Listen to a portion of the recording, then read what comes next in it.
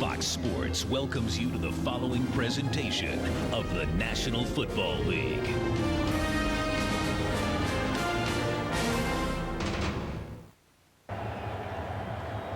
Michael Vick, 6 seasons with the Atlanta Falcons, led the Falcons to the NFC Championship game following the 2004 season, led the Eagles out onto the field moments ago, and was one of the Eagles captains who came out for the coin toss. I like the move by Andy Reid. It's something that a lot of coaches do. When you go back to where you grew up or where you have some history in your past, the head coach will usually let you walk out and be a captain. A nice gesture by Andy Reid. Falcons won the toss. Eric Weems back deep. No onside kick to start the game from David Akers this week.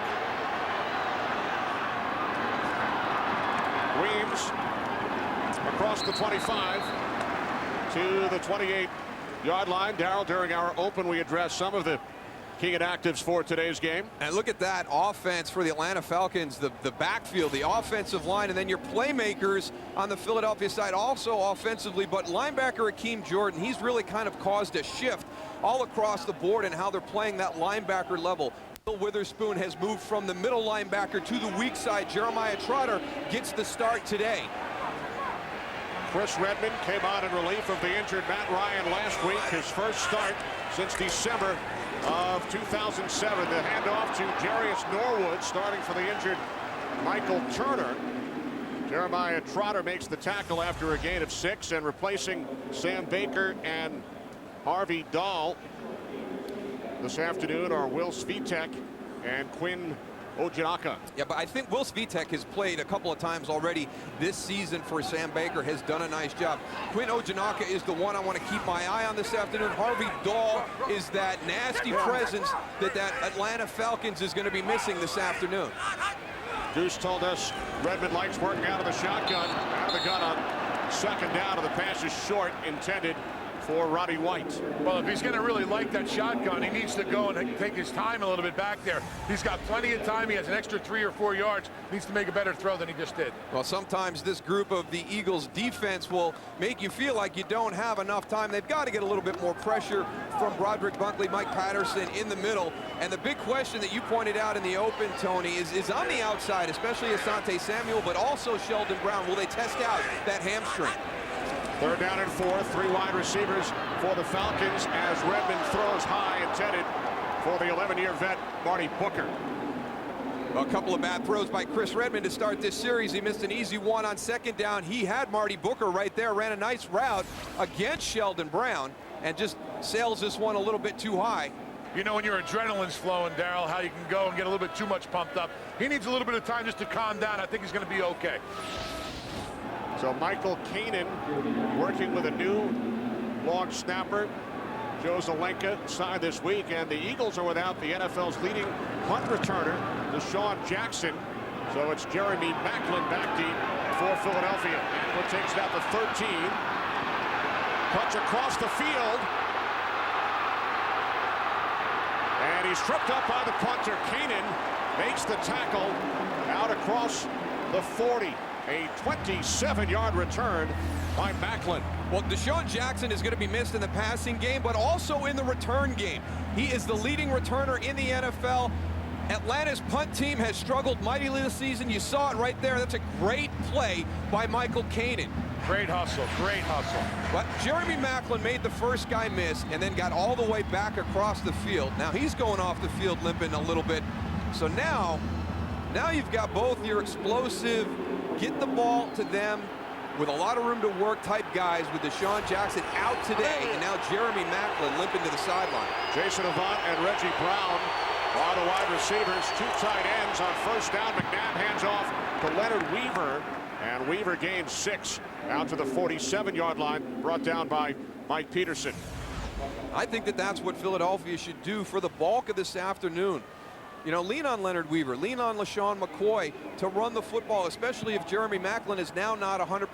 These guys up front did a nice job last weekend against the Washington Redskins. The Redskins have a very good defense, and they ran the ball very effectively. Yeah, and it seemed like the more handoffs that they got, the better they got as the game went on, too. Jordan Norwood on the field, brought up from the practice squad this week. the rookie wide receiver out of Penn State. McCoy in the backfield.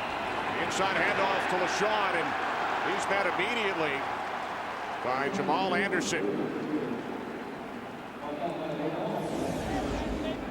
We check out the Falcons' 27th ranked defensive unit. And really the big issue for this group has been on the outside, and that's on the edges. And Curtis Lofton leads the league in tackles. That's because he's having to play sideline to cover.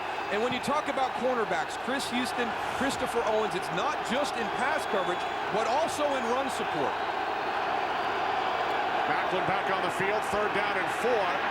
McNabb complete to Avant for a first down. Jason Avant had a big game last week against Washington. He gains 15.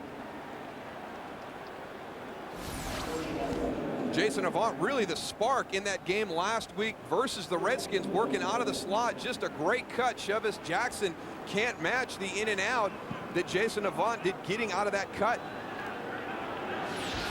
Now the tight end Selleck split out to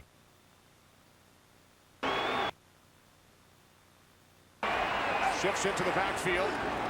McNabb pump fakes, screen to McCoy. McCoy first down and finally pulled down at the 27-yard line by Lofton after a gain of 14. I mean, Darryl, we talk about it week in and week out whenever we have the Eagles games about how those big guys get out on that edge and get downfield. And McCoy does a great job of following them down the field to go and pick up a first down.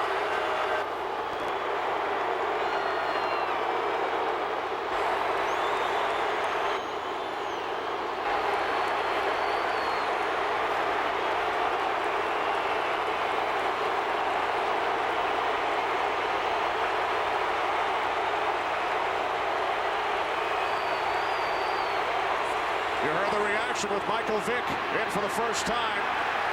And Vick tackled by Troy Bierman after a gain of 4. And I think it's exactly what we expected. It's going to be a mixed bag. There's going to be people that are very supportive of Michael Vick, and there's going to be people who are very disappointed in Michael Vick. And it's the exact same reception he got in Philadelphia when Philadelphia decided to give him the opportunity to come back to the NFL. Michael Vick's situation has been very polarizing. The one thing we did know, there would not be anybody who kind of sat down in their seat and didn't express some type of opinion. McNabb back in, 2nd down and 6. McNabb can't find anyone. Now he throws. And the catch is made by McCoy. Tackled by Lofton. And a penalty marker on the far side. Well, the quarterback was still in the pocket. Illegal contact. Defense number 23. 5-yard penalty from the previous spot and an automatic first down. That's on Chris Houston. Again, this has really been the Achilles heel for this Atlanta team all season long. Their play at the corner, in pass coverage, run support.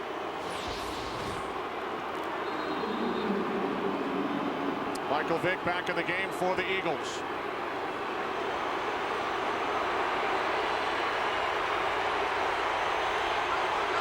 First and 10 from the Falcons' 19-yard line.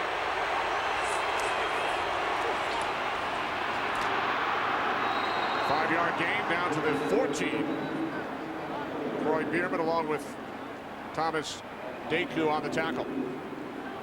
It's very difficult for Michael Vick because he's in and out of the lineup. He can't get any rhythm going, and you see how that's impacted him this year. 3 for 9 for 6 yards passing the ball. And then even in the run, the area that we thought he'd be very dangerous, 65 yards, 34 of those coming on one run against Chicago. So I just think it's very difficult for him to get in any type of rhythm or flow during the course of the game because he's in and out so much. Vick has been in for 2 snaps during the Eagles' opening drive from the 15 on 2nd and 5. McNabb rolling right. And now he throws to the end zone. Brent Selleck, the intended receiver, Mike Peterson, on the coverage. I don't know. I think Donovan McNabb should have just pulled that one down. Pump that ball to Brent Selleck and pull it down and get the yards for the first down on your own. Yeah, he could have definitely gotten the first down. It's a good adjustment by Brent Selleck right here. Turn that into a little bit of a wheel route. But Donovan McNabb, look at all that area in front of him. He's still got the wheels to get that first down.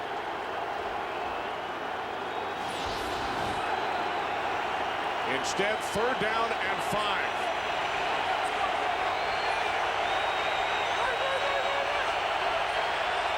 And McNabb forced to call timeout with the play clock winding down. Early first quarter in Atlanta. No score. Fox is sponsored by Southwest Airlines. Go to southwest.com, grab your bag, it's on.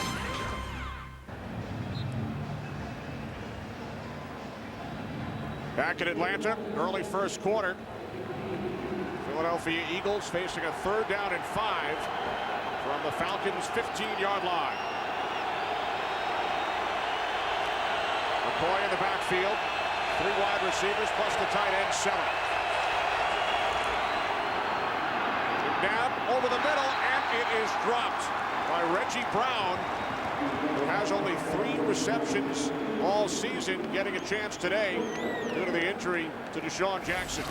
Well, you got to make this play. Reggie Brown coming in from the top spot. Little adjustment there, trying to come in behind Brent Selleck. Just loses his concentration, and that's why on the previous play, Donovan McNabb, take the yards for the first down. Give yourself another set of downs with the opportunity to score. It wasn't clearly there with the pass to Brent Selleck in the back of the end zone. So David Akers, who has hit 16 in a row from the left hash, it is good. So Akers ties his own franchise record. He also made 17 consecutive field goals back in 2001. By Bud Light, with a just right taste that's not too heavy, not too light. The difference is drinkability. Eagles lead 3-0. Michael Vick gained 7 yards on 2 plays. And David Akers connecting on a 33-yard field goal.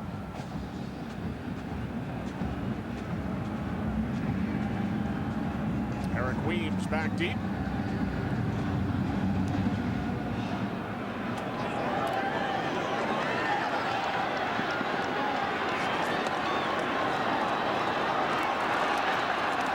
Out across the 25. And the Eagles say they have it, and they do.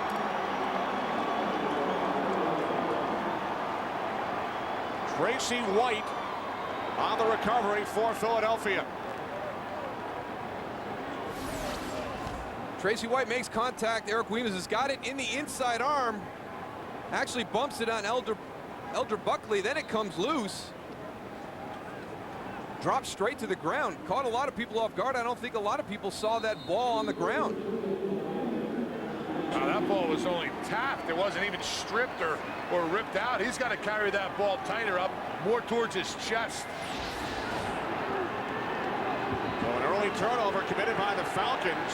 Eagles take over at the Atlanta 22. Off the play fake. McNabb over the top, dangerous. Intended for Weaver.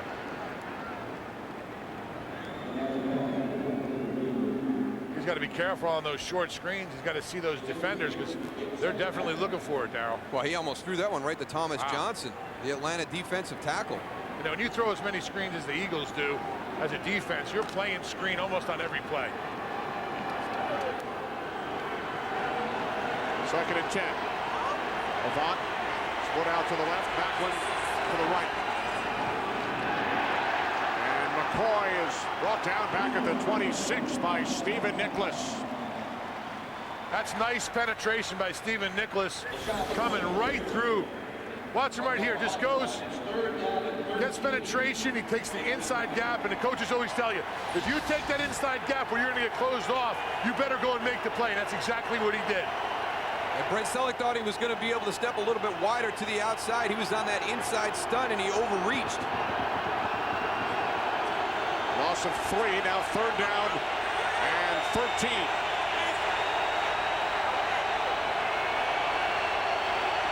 Play clock at 1. McNabb fires downfield. And the catch was made down at the 5-yard line by Reggie Brown. Well, nice comeback by Reggie Brown. He had the drop on 3rd down last time. Great job with his feet. He made up for that last play, huh, Darryl? He sure did. It's a nice catch. I tell you, that has been the story for the Atlanta Falcons. We talked a lot about their corners and pass coverage. It's not that they're out of position. It's just that they don't make the play right at the point of the catch. And Brent Grimes is right there and just can't get his hand on the ball. On to the 4th reception this season for the Georgia native. Now on 1st and goal. McNabb to the end zone. And the catch is made for a touchdown by Leonard Weaver. Great catch by a fullback, Darryl. That ball was way down near his feet. He went down and got that one. Well, that's Mike Smith's biggest fear, is Donovan McNabb extending the play, and he's done it twice. You know, he looks like he's coming at you. He's pulling the ball down, and he's going to run, and all of a sudden, you have to respect that. So you kind of drop your guy in coverage, and the Atlanta Falcons leave Leonard Weaver open in the end zone. Weaver's 3rd touchdown this season. So the Eagles capitalize on the Falcons' turnover. McNabb to Weaver. 10-0 Philadelphia. Fox is sponsored by Windows 7. Your PC simplified. By Taco Bell. Think outside the bun. And by The Shack. Score big with all the latest products. Back in Atlanta, today's aerial shots are brought to you by DirecTV. Good start for the Eagles. A little bit of help from the Falcons. Falcons have run only 3 plays, and they trail the game 10-0.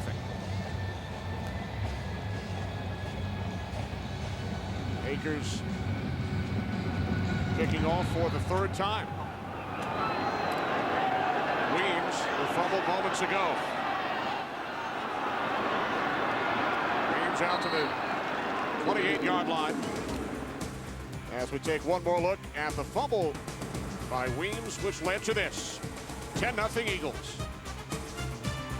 At home this season, this is their largest deficit all season here at the Georgia Dome. Well, self-inflicted. We'll see how Chris Redmond gets started on this drive. A little bit shaky on that opening series. Only 3 plays. 1st and 10 from the 28-yard line. Norwood bottled up. And he lost his helmet as well.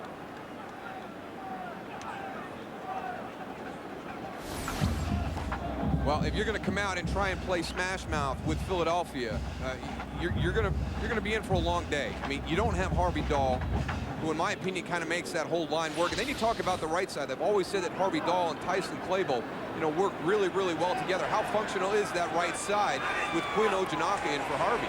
On 2nd and 10, the toss to Norwood. And he's upended. A terrific tackle. Who said Asante Samuel can't tackle?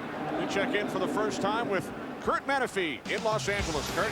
And the rarity is the Saints are going to have to come from behind today. It's early. Washington's Jason Campbell hooking up with Fred Davis.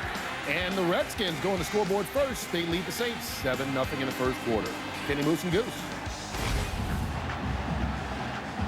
Hey, don't go to sleep on those Redskins. 7-6 at Dallas 2 weeks ago, 27-24. They'll come up and bite you really quick. Tough to keep that emotion up after that big win Monday night against New England for the Saints, too. Now Redmond on 3rd and 10, complete to Roddy White for a Falcons 1st down in Eagles territory. A 23-yard pass play.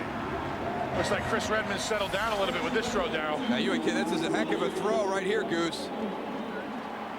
Working against Asante Samuel. Now, he's got to get a little bit square on that cut. Asante around that squared. He will undercut you and intercept it. On 1st down, Jarius Norwood. Norwood down to the 44-yard line for a gain of 5. Quentin Michael brought him down.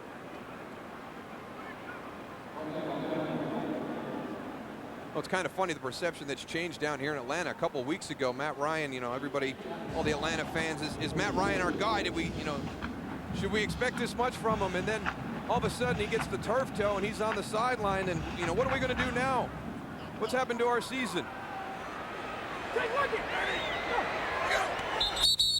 Penalty markers on 2nd down. False start offense, number 76. 5-yard penalty. It's 2nd down. That's on Quinn Ojanaka. There's Matt, the Philadelphia native, not getting the opportunity to play against his hometown Eagles today. Yep, there he is in that Harvey boot. Dahl standing right next to him, too. Still protecting him. Yeah, them offensive linemen never far from their quarterback, I'll tell you. Just in case. That turf toe's no joke either. I've had that before. That's, you can hardly walk. Ever had that, Darryl? No, knock on wood. Oh, man. Knock on wood. I haven't either, Tony. I'm sure, Kenny. Second and 10. Redmond over the top, and it's batted down at the line.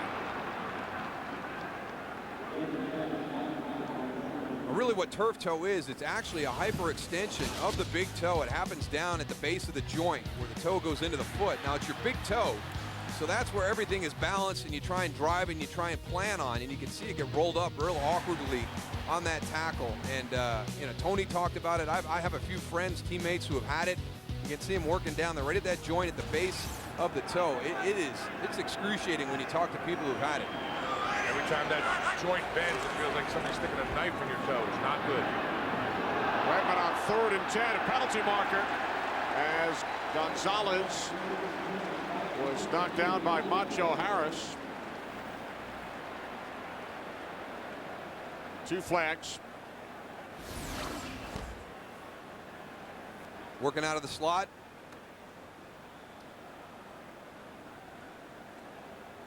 I like. Pass interference, defense, number 35. The ball is placed at the spot of the foul, first down. I like that play by Macho Harris, though. You know, with Jose Leo Hansen still out, this is the last week he'll be out serving his suspension. Macho Harris has had to come in the slot, and Sean McDermott, the defensive coordinator for the Eagles, said that that's been one of their big adjustments that they've had to make. And I really like how he competed against Tony Gonzalez. I mean, when it's all said and done, Tony will be one of the best tight ends to ever play in the game, and he didn't back down at all. On first down, this is Jason Snelling. Snelling fights his way back to the 44-yard line. Sean Jones made the tackle, loss of 1 on the play. I'll tell you what, that Eagles defense and the linebacker crew is doing a great job in general of finding and sniffing out that run play and running to the ball. I mean, Darryl, we talk about it all the time about how fast this defense is. And they are playing extremely fast today, especially on the edges, to shut down that Falcon offense. And that's another negative play. Eagles defense leads the league in negative plays this season.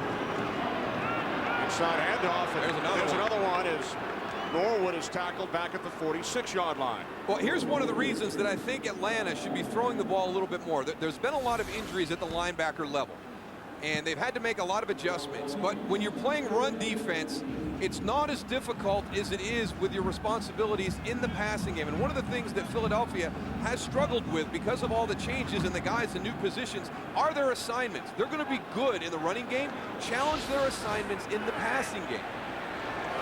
Now 4 wide receivers on 3rd down and 13. Falcons must get to the 33, and Redmond has another pass batted down at the line, this time by Darren Howard. And you can't get into obvious passing situations against the Eagles because they make adjustments on the inside. Now Victor Abiamiri and Jason Babin are your inside guys. They're more of natural pass rushers than they are against the run. So once you get into those obvious situations, you're putting a lot of pressure on your offensive line. And they're going to bring it defensively. There's Macklin, who had that big return earlier. Kanan back at his own 40.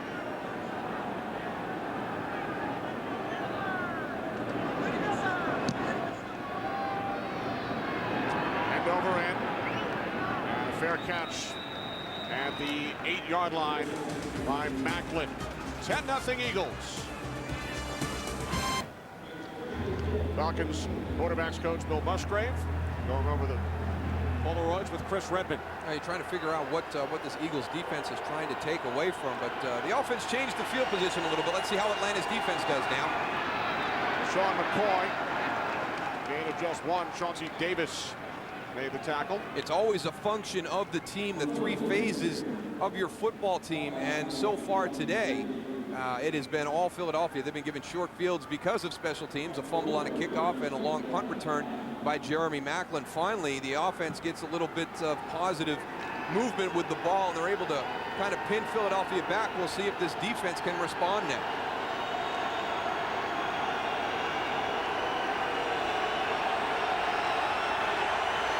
Second down and 9. Play action. McNabb with time. And he hits McCoy out of the backfield. Not much. Curtis Lofton, you mentioned Darryl, the leading tackler in the entire league, brings down McCoy, a gain of just 2. Curtis Lofton is impressive, and whether it's sideline to sideline or in coverage. And here it is. It's pressure. It's Donovan McNabb with the ability to move and extend and kind of hold off a little bit. Thomas Johnson getting there late, but you dump it down to LaShawn McCoy and Curtis Lofton. When he gets your hands on you, you're going down to the turf.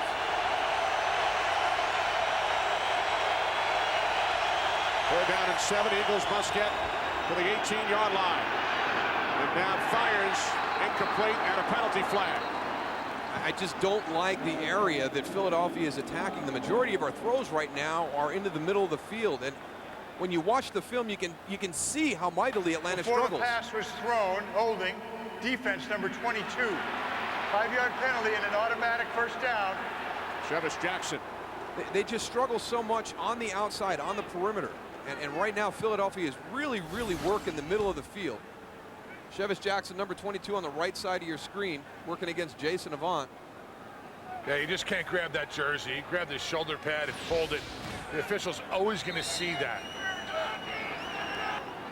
A lot of eyes out there on that field. Third Falcons penalty, an automatic first down. From the 16-yard line. Off the play fake. McNabb, what a catch by Weaver. Leonard Weaver inside the 30, down to the 25, finally dragged down by Owens. The fullback Weaver gains 59 yards. Darryl, you take this one, man. I was going to take it, but you take this one. Go ahead. Well, we already saw the hands of Leonard Weaver on the touchdown catch. You thought that one was special when it was low on the back hip. Watch this one. Gets the one hand out, flicks it back, picks it up. And That's now the move right here. Look at that there. move. Look at the presence. That's like Tony Dorsett. Tony Dorsett used to say he could see all 11 guys on the field. That's athletic position. Needs a little break now, though, it looks like. Oh, yeah, 59 yards. That's a lot of work. That's a lot of work.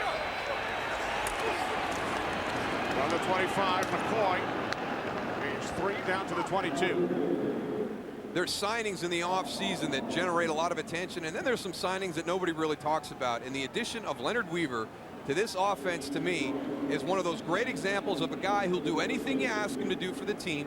And when Philadelphia has struggled in the past in their third and short, I think that Leonard provides you a great opportunity there. He's going to be great in third down pass protection to give Brian Westbrook a break from time to time when he's playing. And we've seen several occasions this year his ability to make big plays down the field. Second down and 7. McNabb to the outside to Macklin. Russell down by Chris Houston after a gain of 7. There you go. Get out on the edge. Get away from Curtis Lofton. Get away from Thomas Deku and Eric Coleman, the safeties in the middle of the field. Get out there and work that edge. So third down and 1 upcoming. By the way, that 59-yard pass to Weaver, longest completion for McNabb this season. Kevin Cobb had a 71-yarder to Deshaun Jackson, but for McNabb, his longest. Third down and 1. And the play is blown dead. Yeah. Boy, this has been an Achilles heel. It continues to be the Achilles heel for this offense. Yeah. Before the ball was snapped, false start, offense number 82. 5-yard penalty, it's third down. Tight end Alex Smith. You know, with them running the ball right up the middle, he doesn't really even have to come off the ball. I mean, he can really stay in his stance. I don't know why he's firing out. They're attacking the middle of the field. No reason for him to be offsides.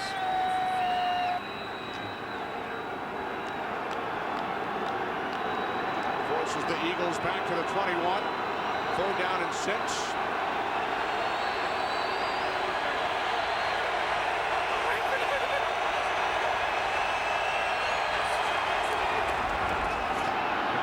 Third down, a pump fake. Now he throws, and it's high.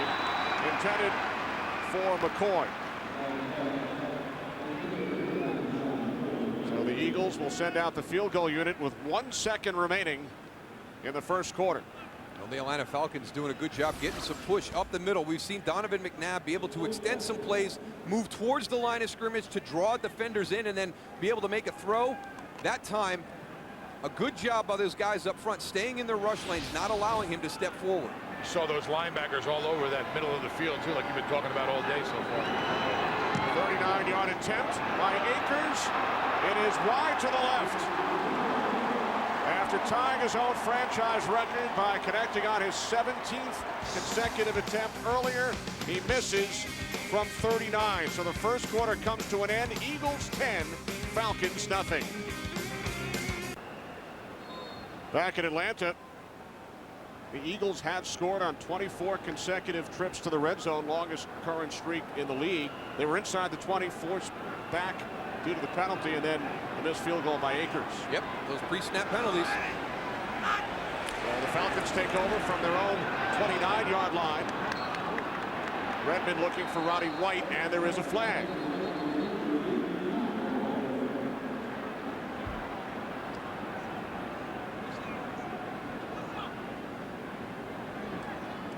Before the pass was thrown, illegal contact, defense, number 24. 5-yard penalty, automatic first down. Sheldon Brown. That's what they need to do. They need to test Sheldon Brown, find out how healthy that hamstring is against Roddy White. But now right here, you know, that's as much Roddy White as it is Sheldon Brown. So they got away with that one. But, you know, run by him. See how that hamstring is. It's been 2 weeks. I mean, a couple weeks ago against Chicago, a lot of people were surprised he played, and really, you know, since that time, nobody's really tested him. Washington, very conservative last week, and their game plan never really tested him. Looks like he's favoring it down here, just walking around. Weems in motion, 1st and 10 from the 34. The end around to Weems. And Weems takes it up to the 42-yard line before he was forced out of bounds by Jones, a gain of 8.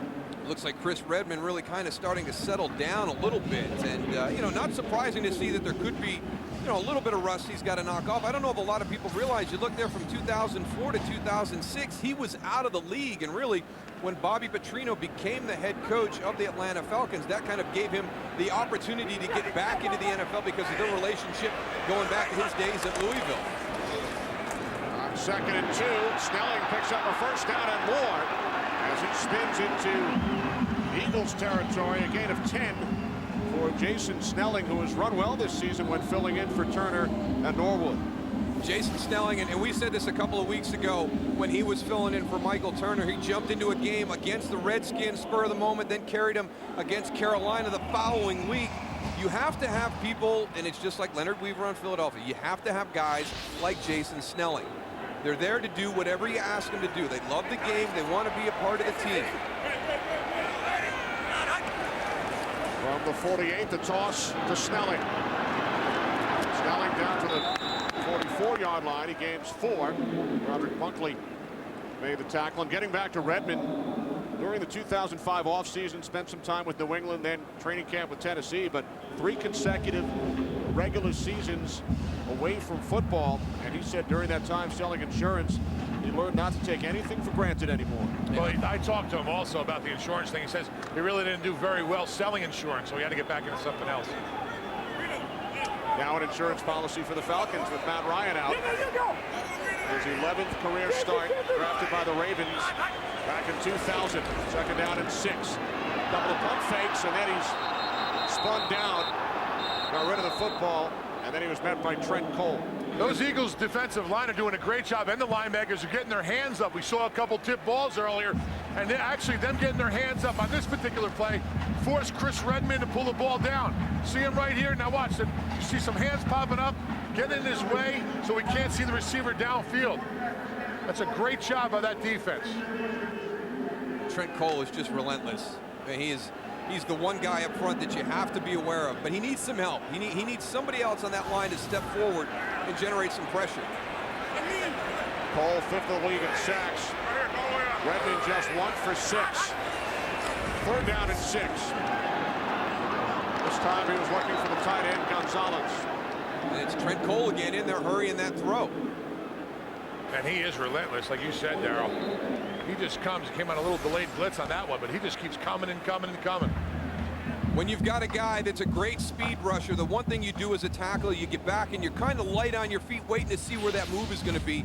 But on that last one, you saw how Trent Cole can get real low and all of a sudden bring that bull rush and just drive that tackle straight back. Doing it against the Falcons offensive line without 2 starters today. Kanan punting from his own 45. Macklin lets it go. And it stays out of the end zone. And is down inside the 2 by Antoine Harris. Well, special teams caused them a couple of opportunities at the beginning of the game. The last 2 they've executed well, put Philadelphia in the hole. By Hyundai, 'tis the season to fill your commute with comfort and joy during Hyundai holidays. And by Coors Light, when the mountains turn blue, your beer's as cold as the Rockies and ready for kickoff. Back in Atlanta, Kenny Albert, Darryl Johnston, Tony Siragusa. Eagles with a 10-0 lead. They started their last drive on their own 8. Now they start at their own 2-yard line. Well, the Atlanta special teams had to make up for a couple of early miscues, a long punt return given up to Jeremy Macklin the first time they kicked, and then they fumbled the kickoff after the first Philadelphia field goal. McNabb out of the shotgun on first down. From his own end zone. Takes off. McNabb with a first down and more as he slides out to the 18-yard line. That's a great play by Donovan to get him out of that backed up end zone, huh, Darryl? You know, Tony, I mean, back to the ball coverages against a guy like Donovan McNabb. You know, you work so hard to create some field position for yourself. I mean, look at that void. I mean, here comes Eric Coleman. Look how far down the field he was. He still hasn't made it to Donovan McNabb yet. 16 yards for McNabb. The 18. Weaver found a hole, and he's tripped up. After picking up another Philadelphia first down, gain of 17 for Leonard Weaver. If he hadn't had that 59-yarder that took some gas out of the tank, he might have gone the distance here, Goose. He might have. He does a nice job of coming through the line of scrimmage and then just turning up straight up. He doesn't get tripped right there. I like his low level. See how he's leaning forward and not giving anybody a target to hit. He's got them shoulder pads nice and low. That makes it so difficult for the defense to go and even tackle the guy. You know, he's going to run you over. Good job by Alex Smith on that long trap block from the tight end spot. Eagles have gained 33 yards on 2 plays. McCoy out to the 39. Thomas Johnson made the tackle, a gain of 4 for the rookie out of Pitt. LaShawn McCoy filling in once again for Brian Westbrook. Both Westbrook and Deshaun Jackson out with concussions.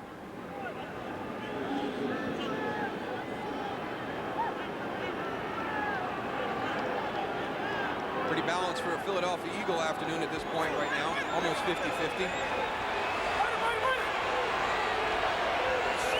Second down and 6. McNabb, bit high, intended for Avant. He mistimed his jump on that one. Watch at the end of this route, Jason Avant, as he comes out, he jumps a little bit too early. He's coming down as the ball's coming in. Ugh.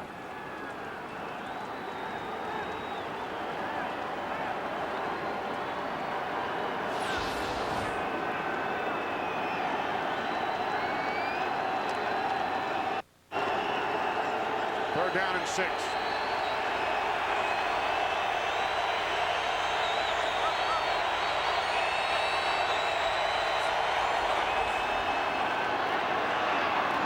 McNabb over the middle, intended for Macklin.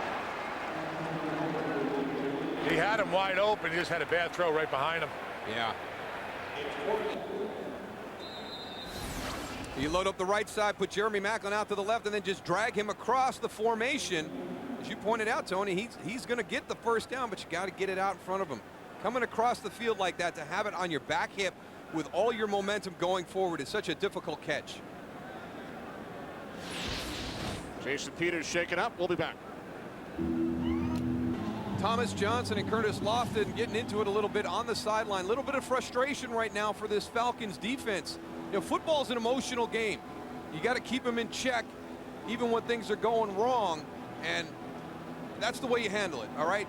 You're not going to agree. You're going to disagree from time to time. Your emotions are going to get away from you as long as you come back and correct everything. So Great job by Thomas Johnson and Curtis Lofton getting that squared away on the sideline and not letting it fester through the rest of the game. You're right, Darryl. That middle of the, when an offense comes and attacks the middle of the defense and they start getting yards, I mean, that's the heart and soul of your defense, and it gets very frustrating in there. First punt today for Savraka.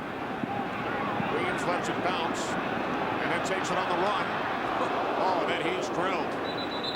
Brought it out to the 25-yard line. And it was the long snapper, John Dornbos, who made the tackle.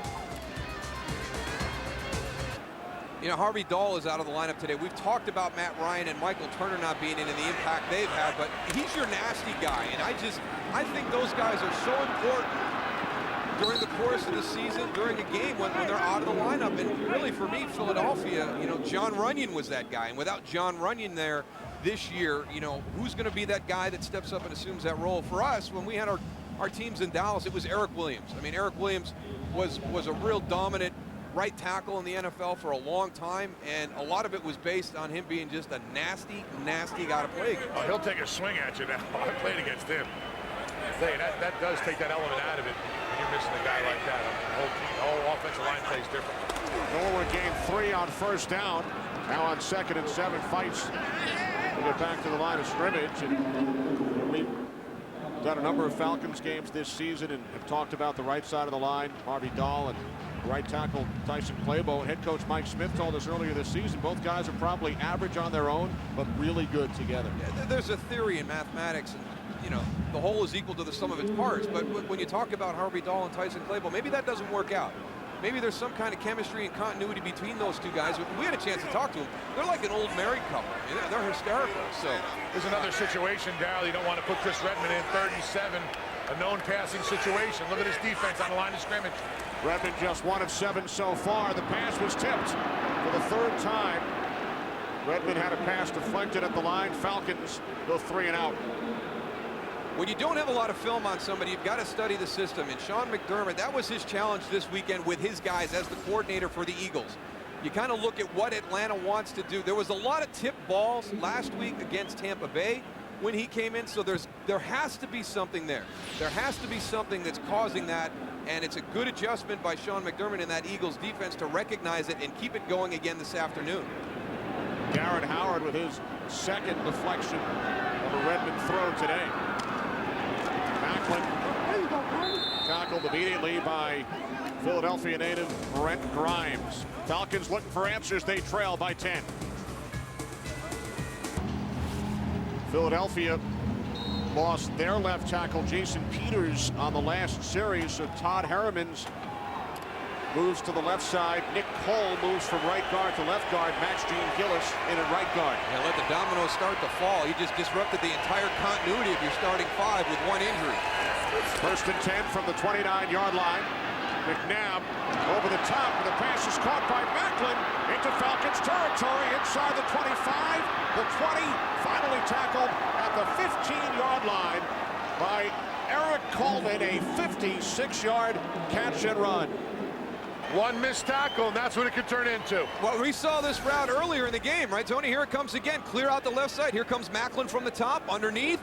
Last time Donovan McNabb had it on his back shoulder. This time he gives him an opportunity to catch and run. And look at the separation speed of Jeremy Macklin. Good job by Reggie Brown working down the field, blocking.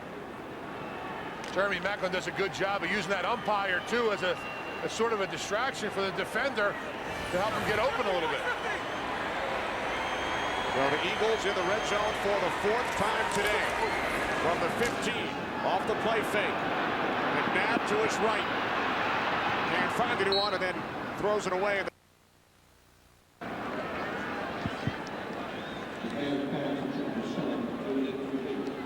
Good coverage on Brent Selleck. Number 87 working against Mike Peterson. Got to sell that a little bit more. You're not going to get Mike Peterson to bite on that.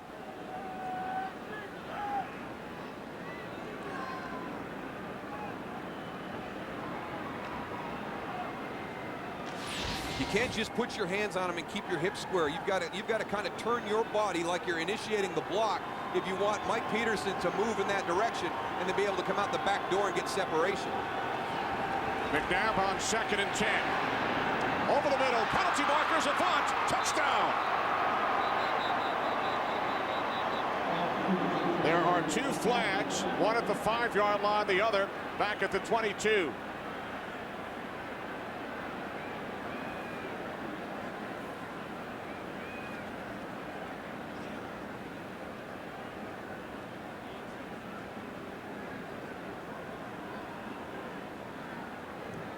Looks like you would have defensive holding, offensive holding, There which were would fouls offset. by both teams on the play. Illegal hands to the face, offense number 62. Illegal contact, defense number 50. The penalty's offset. Replay, second down.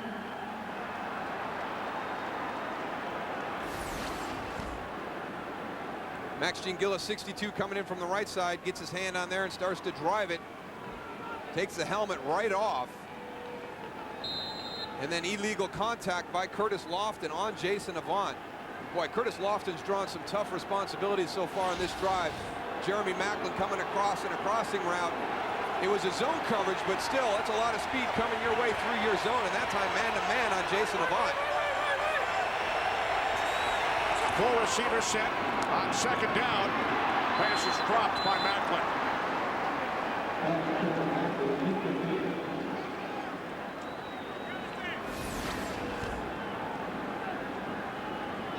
Right now, the Eagles, which we've seen in the past, they get into these little lulls, and they had a 3rd and 1 with a false start that cost them points because David Akers missed the field goal after they couldn't convert on 3rd and 6. Now they've got a touchdown that gets called back. They were offsetting penalties, but more points come off the board right now. They've got to find a way to put teams away when they get into this situation.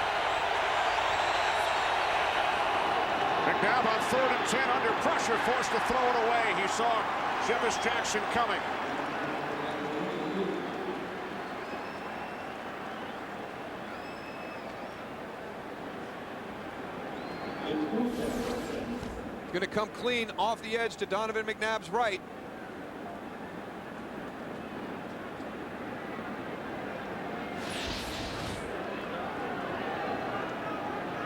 David Akers 1 for 2 today. Hit from 33, missed from 39. This a 33-yard attempt from the left hash. Akers' kick is good. The Eagles extend their lead over the Falcons to 13-0. Well, one of the things I'm trying to get across to all you Philadelphia Eagle fans is you've got to take control of things, and right now it's kind of like the division. In the beginning, it was the Giants, and then here comes the Eagles and the Cowboys. And I really thought the Eagles were going to be the team that moves the front. But the Cowboys come back and get into the mix. Now, who's going to finish this down the stretch? We've got Giants and Cowboys later today on Fox, but right now, Philadelphia, they're making things very, very difficult on themselves, going back to Chicago and then Washington last week. And now Atlanta today, yeah, it's 13-0, but just a few breakdowns and some miscommunications. You know, 4 red zone trips, they've only got 13 points this afternoon. You've got a team that's really desperate with the Atlanta Falcons. You've got to find a way to put those opponents down early in the game and really start to question if they can hang around for 60 minutes. Here's Weems on the return. Joe Mays the tackle at the 21.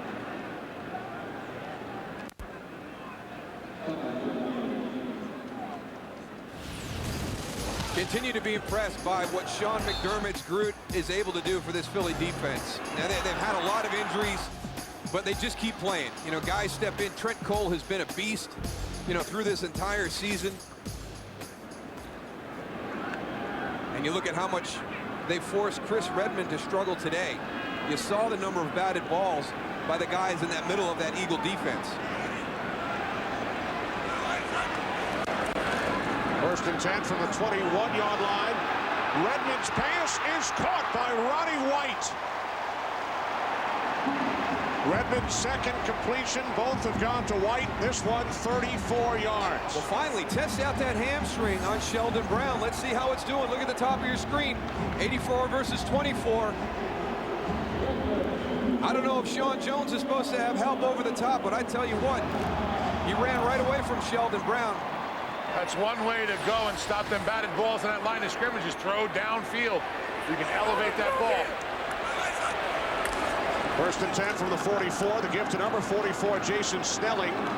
Snelling gains 4. What's going on with the Bengals and the Lions? Kurt Menefee.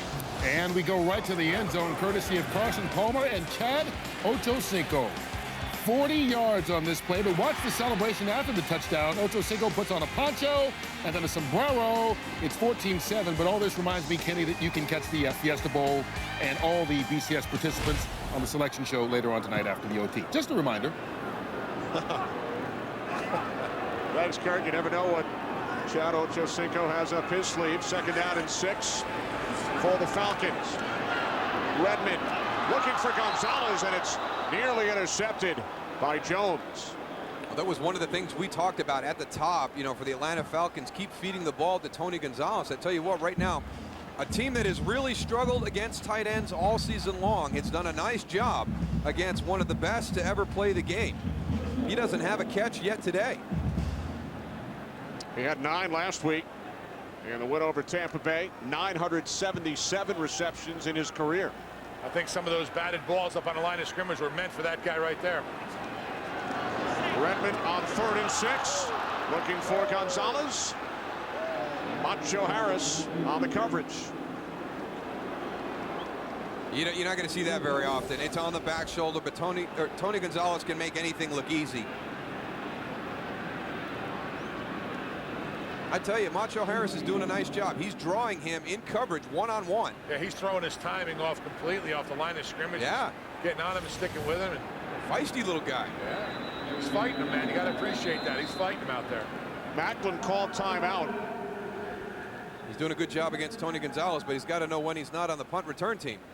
Macho Harris sprinted off the sideline. Macklin was counting the players, and he called timeout. Well, Darryl, you mentioned it a moment ago. Dallas Cowboys, New York Giants coming up next in Game 2 of our Fox NFL Sunday doubleheader. Some of you will see the 49ers and the Seahawks.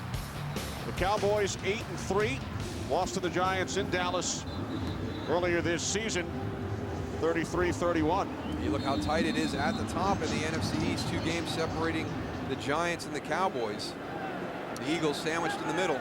Giants started the season 5-0. Have lost 5 of their last 6. Their only win during that stretch over these Atlanta Falcons. Canaan's 5th punt today. And again, he places it inside the 10. Down at the 9-yard line. So Donovan McNabb and the Eagles offense. Well, Deshaun Jackson is going to be out of the lineup today, so you figure it's going to be Jeremy Macklin that becomes the go-to guy. But no, it's been fullback Leonard Weaver. Good catch on the touchdown, but even better on this big one. 59 yards on the catch and run. And after you take him to the sideline and get some water to him and get him cooled off, he rips off another long run. Just tripped up after that 17-yarder or so. Doing a nice job of protecting the ball, too, on those runs, keeping it nice and tight to him. This Weaver by himself has nearly outgained the entire Falcons team. Weaver into the arms of Mike Peterson. This is the 3rd time the Eagles have started, Darryl, inside their own 10-yard line. Well, they're starting to be able to affect field position, but Philadelphia has responded well. They've been able to come out backed up and their end of the field and not turn the ball right back to Atlanta, you know, out near midfield. They've been able to get a couple of first downs and then punt, and they've even gotten some field goals off of this poor field position. 2nd down and 9. 3 receivers plus the tight end Selleck. And McNabb has a pass batted down at the line. I guess the Falcons defense decided, let's look at our hands up and try and bat some balls, maybe get a turnover. I just don't know why they're not going out in the perimeter, Tony. I mean, everything is geared to the middle of the field right now. And, you know, we've had Atlanta quite a bit this season, and they have admitted themselves that, you know, boy, sometimes we don't like our matchups outside. You know, we're kind of vulnerable out there on the perimeter, whether it's the run game, the screen game, the drop back passing game. And Philadelphia very focused on the middle of the field between the numbers. Jamal Anderson with the deflection, now 3rd down and 9. McNabb in trouble. Down he goes. Back at the 6-yard line. The rookie out of Richmond, Lawrence Sidbury, his first NFL sack. But Jonathan Abraham got it going, Goose. Yeah, only rushing 3 guys. I mean, to get pressure with just 3 guys on the defensive line. That offensive line's got to do a better job of matching up and knowing what you're getting. See a lot of offensive linemen standing around. You got to get on somebody. You could double almost everybody on that defensive line, and they don't. That's exactly what's going to happen. Sam Rocca's second punt out of his own end zone. Weems from the 41. Across midfield.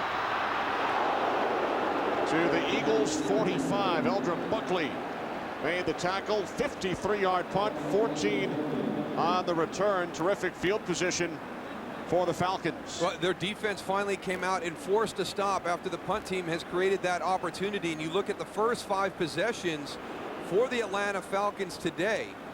Some tough starting points for them also.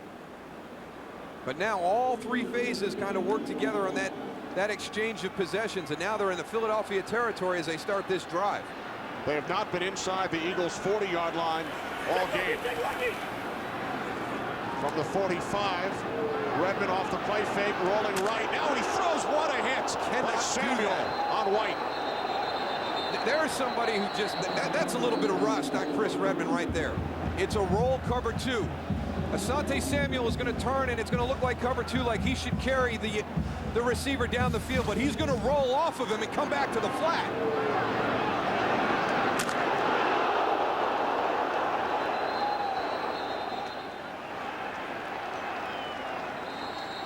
I think Asante Samuel wants to go and prove to everybody that he can tackle also.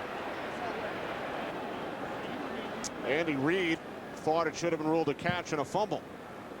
But there's 2 parts to this. Number 1, it has to be a fumble. And then number 2, there has to be the clear recovery. Did anybody get on it for the Philadelphia Eagles? The defense to recover the ball when the ruling on the field is incomplete in that situation. Exactly what you said, Darryl. There is no challenge and no challenge charged. It's second down. Exactly what you said. There was no recovery by the defense. Yeah, it's a 2-part when you have that situation. If somebody would have made a clear recovery by the Eagles immediately, then Andy Reid would have been able to challenge the fact that it was not an incomplete pass, but a catch fumble recovered by the Eagles. And you heard the referee at Hockley. He said the rule requires a recovery by the defense. So no challenge. 2nd and 10 from the Eagles 45. Redmond complete to Gonzalez. After Samuel missed on the tackle, it's Chris Gokong who brings down Tony Gonzalez after a gain of 8. Well, you take your big hits when you got your big hit opportunities, and we saw one by Asante Samuel earlier on Roddy White. But this one, go make the tackle. All right, you know what? It looked like he was going more for the ball. It looked like maybe he thought he was going to be able to jump that route in front of Tony Gonzalez and get a pick. A little late on that one. Samuel, 2 interceptions last week against the Redskins.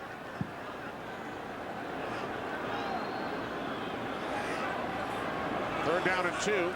This is the deepest penetration by the Falcons today, as Redmond is taken down back at the 39-yard line by Darren Howard, who's had a strong first half.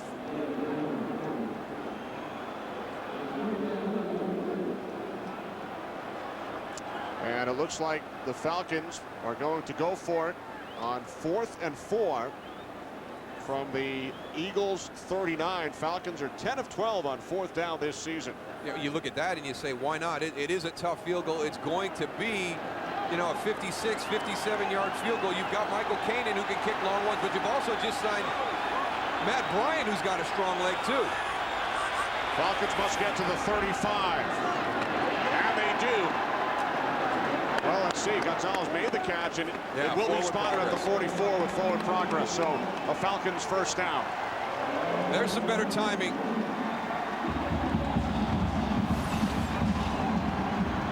Well, if you're Philadelphia, you got to know it's going to go right there to Tony Gonzalez. They gave him too much of a cushion and didn't go and press him like we saw all game on the line of scrimmage. Makes that catch easily. That's pretty impressive. 11 of 13 now on 4th down for the Atlanta Falcons this season. Run from the 33-yard line. This is Jarius Norwood. Gain of 2 down to the 31. Samuel made the tackle. There's a nice tackle by Asante Samuel there. I wonder if that's a little bit of a grimace. He's been battling that neck stinger for the last few weeks. Nice job getting the head across. And wrapping up, Yeah, too. for all you guys, see how his head goes across to the outside leg. If not, if you get on that back leg, it gives Jarius Norwood the opportunity to break that tackle. But by getting that helmet across the body to make him run through your entire body to break the tackle, very difficult for the runner. Redmond calls timeout. 2:47 remaining, second quarter, with the Eagles leading the Falcons 13-0. Coming up, the Visa halftime report with Kurt, Terry, Howie, Michael, and Jimmy. They will have scores and highlights, and the Fox Sports ticker will have all the latest stats. That's coming up during the Visa halftime report. You mentioned earlier, former Falcons coach Bobby Petrino brought Chris Redmond to Atlanta. He was his head coach in Louisville. Mike Smith knew Chris as well from the Baltimore Ravens, along with Goose. All three won a Super Bowl ring back in 2000. Redmond was the third-string quarterback behind Trent Dilfer and Tony Banks. Mike Smith was on Brian Billick's staff as the defensive line coach. Had to deal with Tony Siragusa 24/7. Every day. That was the easiest job he ever had. Second down and 8. At the 31. Redmond, the quick out to Ronnie White. Gosh, look at Trent Cole. Man.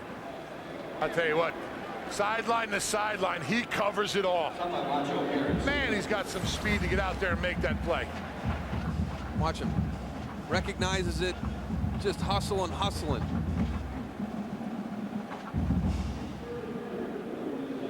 Oh, he reads that quick, doesn't he, Goose? He gets off of Tony Gonzalez fast. That's a great defender right there, where you can go and recognize what's happening and know the angle of what to take to go and be a part of the play.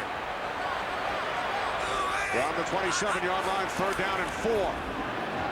Redmond over the middle, nearly intercepted. There is a flag. Pass intended for Gonzalez. See if Trent Cole went helmet to helmet, or lowered his helmet on Chris Redmond. Will Witherspoon read that quick, huh? Personal foul, roughing the passer, defense number 39, helmet contact, 15-yard penalty, first down. My fault is actually Quentin Demps. He's coming off the edge on the blitz.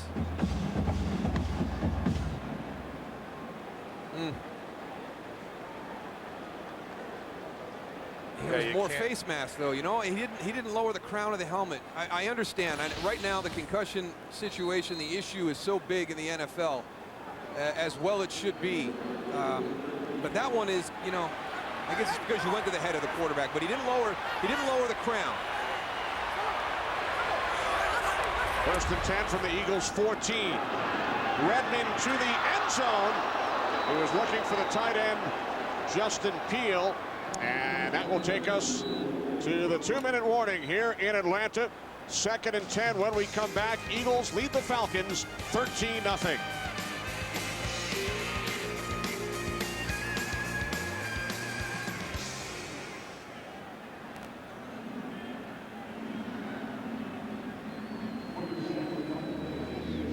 Well, we'll stay right here as a flag was thrown late. The officials got together. Yeah, you wonder, it was a defenseless receiver. I was just going to talk about the fact that we protect the quarterbacks, but... Personal foul, unnecessary roughness, defense, number 26, to a defenseless receiver. After this is to the goal, first down. You don't want to make light of the fact that quarterbacks get a lot of protection, but there's Justin Peele completely exposed, and Sean Jones just goes head-to-head with him. Sean Jones flagged for his hit on Justin Peele in the end zone. Well, this was a point of emphasis coming into the season, and what the NFL is trying to do with their rule changes and their points of emphasis. They're always geared towards player safety. They're trying to change the point of impact. Stay away from the head, down in the chest. Sean Jones is not going to be fined if he puts his helmet into Justin Peele's chest. but when he goes to the head, when he didn't even launch, but when he initiates contact to the helmet, he's going to get flagged. And we pointed out we don't have Brian Westbrook in the game today. Deshaun Jackson's out of the game today. Last week, you also had Ben Roethlisberger out, Kurt Warner out. You know, concussions are the hot button item right now in the NFL. So first and goal from the 7. Snelling. Jason Snelling takes it all the way down to the 1-yard line. And the Philadelphia Eagles continue to make things difficult for themselves, and credit this Atlanta offense for hanging in there and taking advantage of their mistakes. They have an opportunity. You punch this in, and it's 13-7 at halftime. And Philadelphia has got to walk into that locker room and go, how is this only a one-possession game? And it's because they allow these teams to stay close. They've got to finish drives. They need a knockout puncher. Exactly right, Darryl. The direct snap to Snelling. And he is stopped short.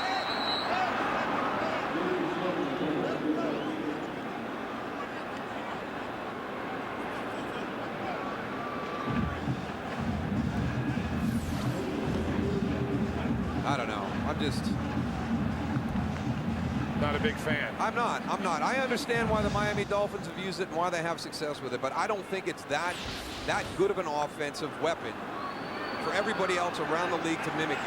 Yeah, if you get a direct snap to Jason Snelling, it's not like he's going to throw the ball. Redmond back under center, 3rd and goal. Snelling. Tough decision right now for Mike Smith. He went for it on 4th down earlier on this drive. And they are getting no movement against this Eagles front. Look at how many Eagle defenders are on the other side of the line of scrimmage. Sean McDermott should be happy with that. He's got 4 of his players in the Atlanta backfield. And it looked like Mike Smith was going to let the clock run down before calling a timeout. So Andy Reid uses his final timeout with 21 seconds remaining. I don't know, Darryl, do you put points on the board, or do you try to go for 7 here? That's a tough one, Goose. You know, most times, you know, the home team, you take, you know, you can be a little bit more aggressive, you know, take your time to come up with a good play. Looks like, yeah, Chris Redmond's back in the huddle. Looks like they're going to go for it. I like this. You're 11 for 13 during the course of the season. You should have a bunch of confidence. But again, you have to remember, you don't have Harvey Dahl, you don't have Michael Turner in there. So it's definitely going to impact what your decision would be. It'll be interesting to see what offensive coordinator Mike Mularkey is going to draw up here. He's tried to run it into the middle of this Eagles defense 3 times in a row and has gotten nothing. Well, the way that defense has been coming, play action could be one of the answers. 3 tight ends. 4th and goal. Snelling stops short.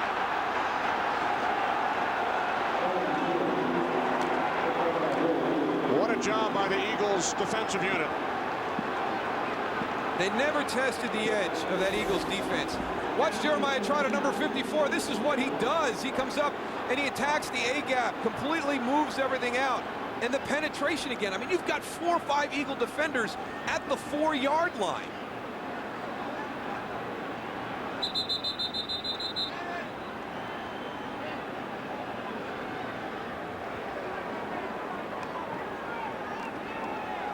That's a great stand by this Eagles defense going in at halftime. I mean, a 13-7 game, a 1-possession game after the way this first half is evolved. You know, you got to go in questioning yourselves about what's going on. That defense for Philadelphia just gave a tremendous amount of momentum. Slovan! 4 opportunities for Jason Snelling. He could not cross the plane. So the Eagles will take a 13-0 lead into the locker room at halftime. We saw 2 plays for Michael Vick early. Eagles entered the red zone 4 times, came away with a touchdown and 2 field goals. We'll return to Atlanta in a moment. NFL on Fox doubleheader action continues later.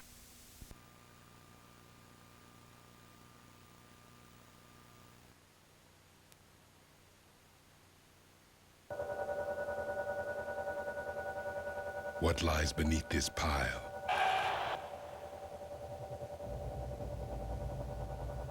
playoff berth. Massive upset. Or just a backyard battle for bragging rights.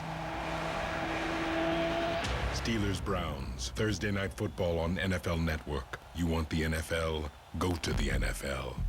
On game day, Visa debit is easier than cash. More people go with Visa.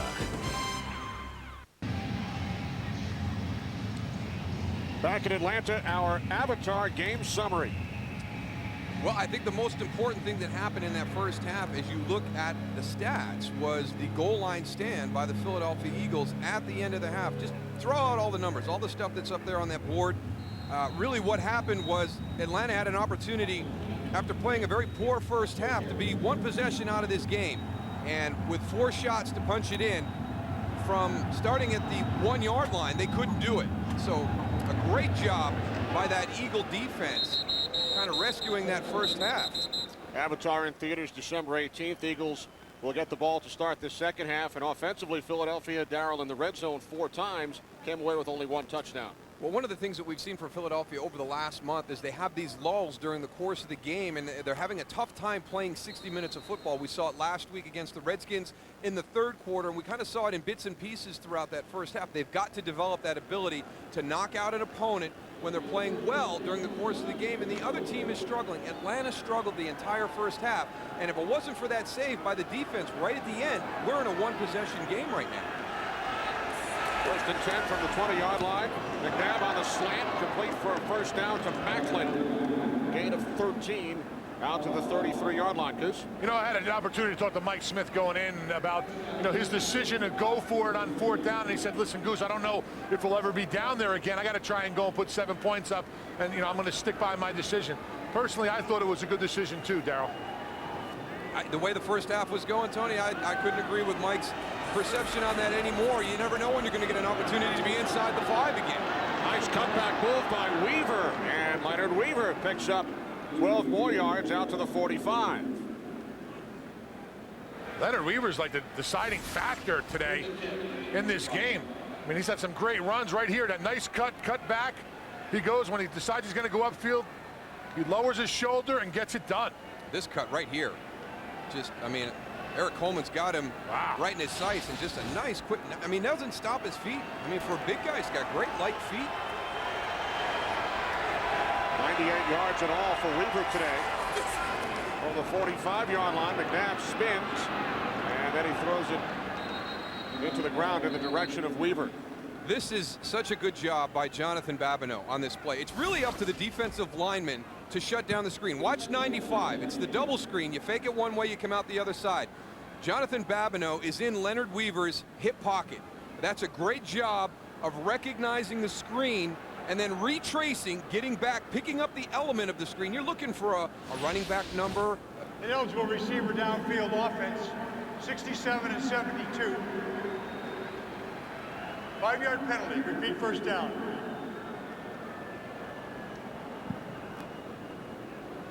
You know, Moose, you're absolutely right with Jonathan Babineau. Identifying something's a little suspicious right now and getting in the hip pocket of Weaver and sniffing out that screen. Falcons declined the penalty. A reminder, the Eagles lost their left tackle, Jason Peters, in the first half. So Harriman to left guard, move to left tackle. Good call to left guard, and Max Gene Gillis in a right guard. And McCoy is out of the backfield by Mike Peterson. That's a nice job of Mike Peterson recognizing this. Watch 53 come in here. Brent Selleck cannot get down in time to cut him off. Good job of trusting your instincts and getting into the backfield to beat that down block by Brent Selleck. Loss of 2 in the Saul McCoy today. 6 carries, only 2 yards. Fortunately for the Eagles, Weaver has picked up big chunks. 3rd down and 12. McNabb with time, complete to the tight end, Selleck. But he is stopped just short of a first down. Well, the Eagles are going to have a tough decision now because he's short of that first down. Nice job of chipping on the way out. slow that pass rush down. You got Todd Harrimans, a guard who's out playing left tackle, going against Troy Bierman, who's a good speed rusher off the edge. He needed 12, he gained 11. Eagles will go for it on 4th down.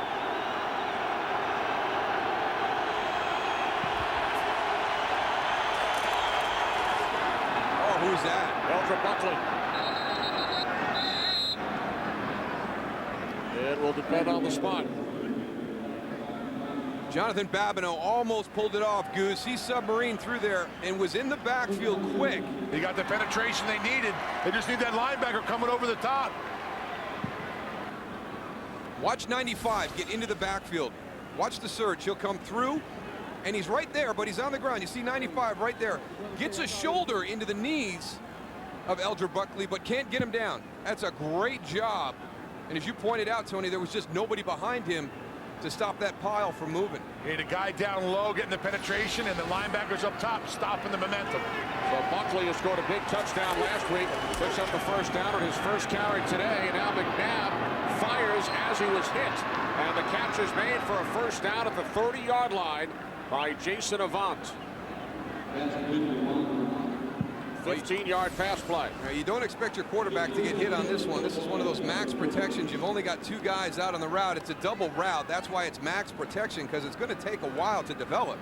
So this right here at the end shouldn't happen. Jonathan Abraham shouldn't be able to get in there and get a shot on Donovan McNabb.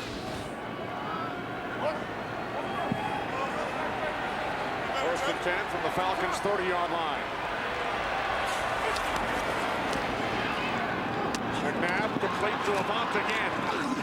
Avant gaining 8 more yards down to the Atlanta 22.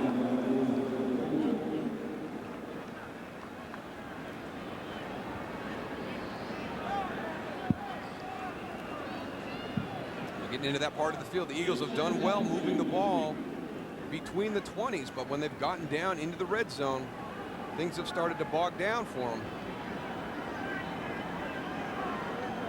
4 red zone trips, 1 touchdown, 2 field goals, and a missed field goal.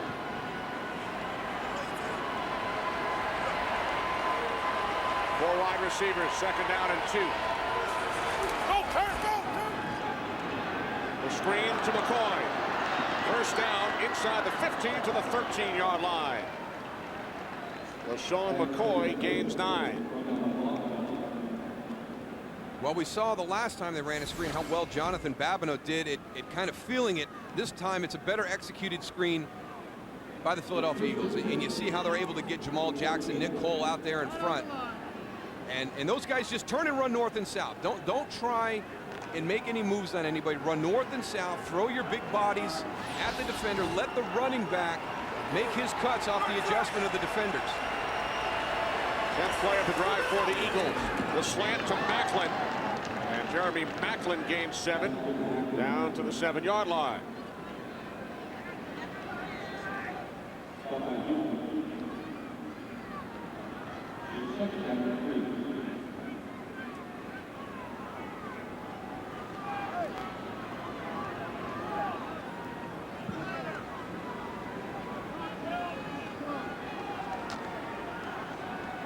Brent Selleck's a big target down here in this red zone.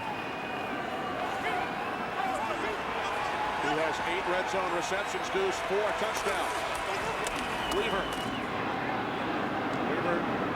inside the 5, down to the 4. Nice tackle by Thomas Deku coming up. There's Selleck.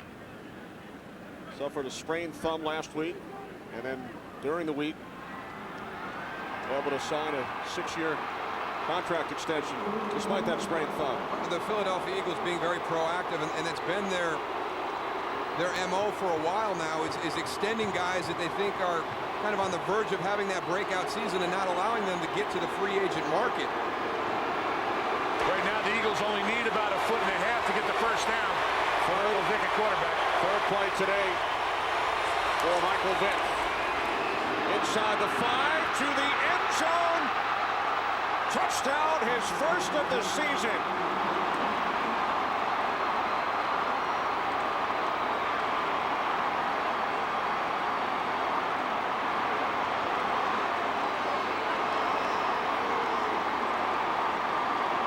see, Leonard Weaver helps everybody out. Michael Vick scored the touchdown. He went to throw the ball to the fans in Atlanta, and it hit the net, and it rolled down to the ground.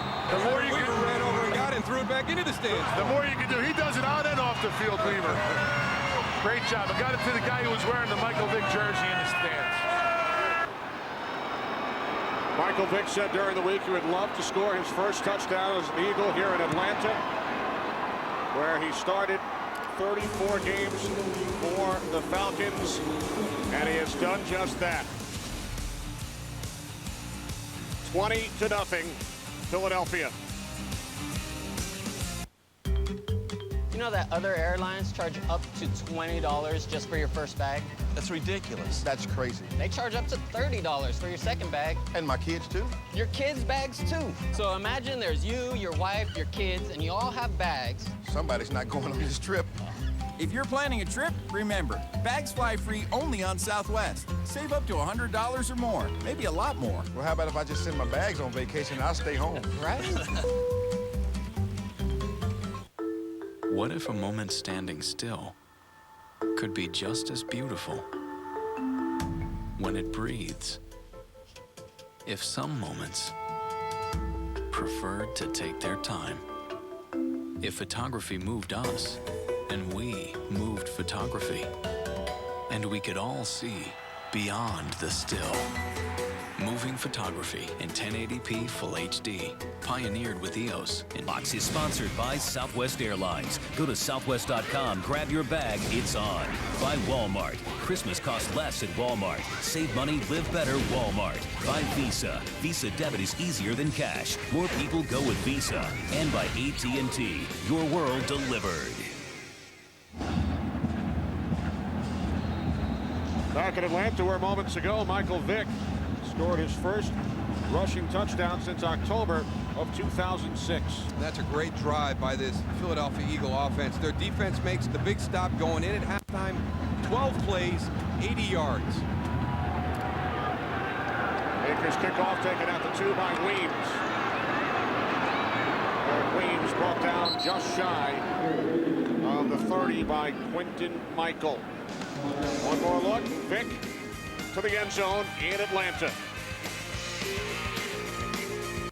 Recently, Verizon's been making a big deal about maps. I'm here to set the record straight. AT&T covers 97% of all Americans. It's over 300 million people. In fact, I've collected a few postcards of all the places that AT&T has coverage. This is in no particular order. Spokane, Washington. Denver, Colorado. Evansville, Indiana. Chicago. This might take a while, just bear with me. Lake City, Florida, where the bikini was invented. Huh. New York. San Francisco. Dallas, Texas. Phoenix, Arizona. Atlanta, Georgia. Oh, that's not necessary. You don't have to. All right, Mama. Did you get the flowers I sent? Hey, MJ. Love you. The Haynes man himself. Okay. Speaking of which, my agent turned me on to these shirts. The collar doesn't stretch out, and you should look into it. Looks good, man. But I gotta go. We should do dinner. You like Korean barbecue? No. We could just trade info. Maybe you and I could... Take care, The man. number's in there. Call me.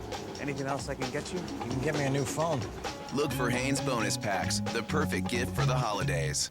I'm here with Troy Polamalu. Tell us about the goal line stand. Well, I owe my great hair to Head & Shoulders. It's for more than just dandruff. That's not what I asked, Troy. Isn't it? No. Isn't it? Yes. Head & Shoulders, 7 benefits, 1 bottle. Akron, Ohio. Madison, Wisconsin. Good college town. Honolulu, Hawaii. Daytona Beach, Florida. Tulsa, Oklahoma. Dated a girl from there. Warren, Michigan. Didn't work out. Bozeman, Montana. Dover, Delaware. New Haven, Connecticut. Seattle, Washington. Albuquerque, New Mexico. Kalamazoo, Michigan. Tempe, Arizona. Left my wallet there one time. Okay, hold on. I think we get the picture. If you want coverage, we've got it. AT&T. Buy any exclusive Samsung touchscreen phones after mail-in rebate and get one free after mail-in rebate. All smiles on the Eagles sideline here in Atlanta. Philadelphia now leading 20-0 following Michael Vick's first touchdown this season.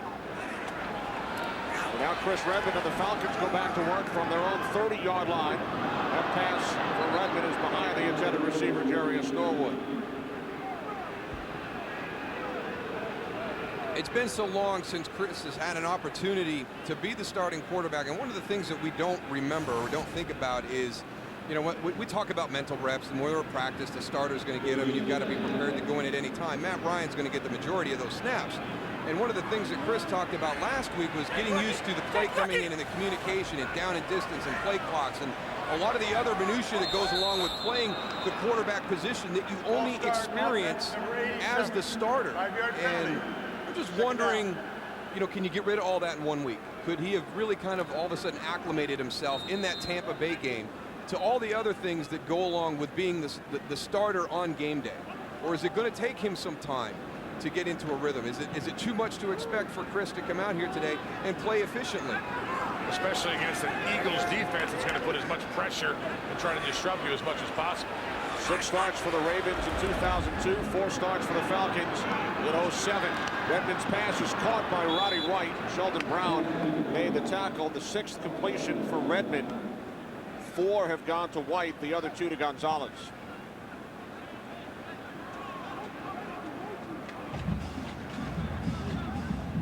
Todd McClure slow getting up.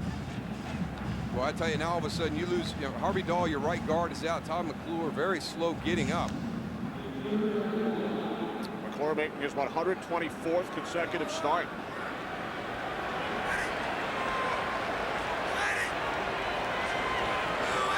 Third down and 9. Falcons must get to the 40. Redmond rolling right. Looking downfield. Now he throws, and the catch is made. For first down, it's Roddy White again. And he gains 15 yards, and a late flag comes in. Should get 15 more. That's exactly what we talked about earlier, though, Darryl. Chris moving his feet and getting out of that pocket and being able to go and see downfield where he's not going to get balls tipped. Over personal foul, unnecessary roughness. Defense number 39. 15-yard penalty, first down. That's the 2nd personal foul today on Quentin Dempsey. Yeah, you better be careful. Sean McDermott's not going to send him back out there today.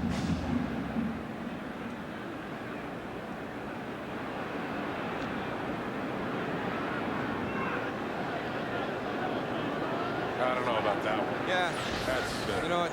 Don't give him the opportunity to make the call. Yeah, all you're you right. can say You're right. From the 40 on first down. Redmond going deep. Too far for White. As we check in once again with Kurt Menefee. Kurt. Well, Jay Cutler throwing touchdowns today. This one to Earl Bennett, his former Vanderbilt teammate. First NFL touchdown for young Bennett. And the Bears lead the Rams 17-6 in the 3rd quarter. Kenny Moose and Goose. Bears looking to end that 4-game losing streak, Kurt. Here in Atlanta, Eagles lead the Falcons 20-0. Watch it coming back, Smooth.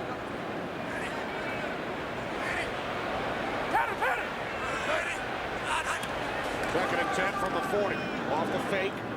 Redmond's pass is caught at the 34, then crawling up to the 32-yard line is Roddy White once again. Gain of 8. Well, I think the one thing that they're doing, the Atlanta Falcons, is at least going and putting themselves in situations where you can both run and pass the ball. You know, 3rd and 2 is a lot more manageable. Now you're keeping the defense guessing a little bit.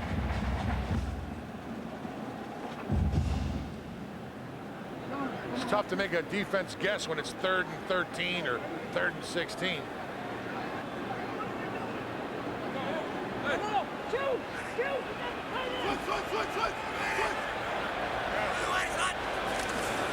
On 3rd down and 2, the fake to Weems, and then Redmond forced to throw it away as he was pressured by Jason Babin. This is one of those things that a guy with unique athletic ability can pull off for your defense. Jonathan Babin is going to walk in to the defensive front. Now, he left here and came all the way out here. He did it very quickly. So all of a sudden, you adjust all your coverage down inside. And Jason Babin got everybody to look down into the able to really and get to the quarterback, Chris Redmond. Once again, Mike Smith leaves his offense on the field on 4th down. It's 4th and 2.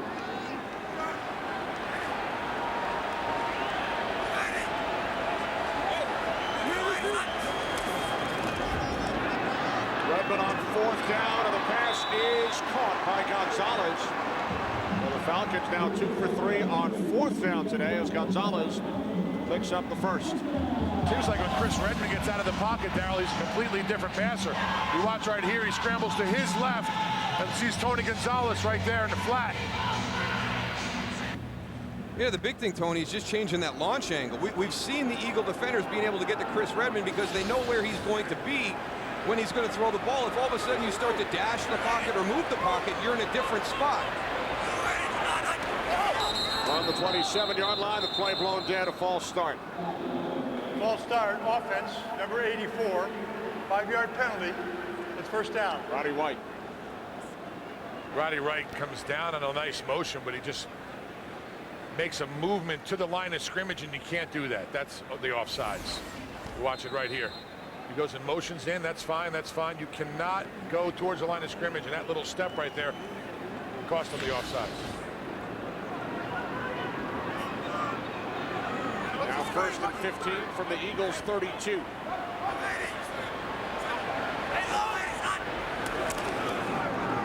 Redmond to White.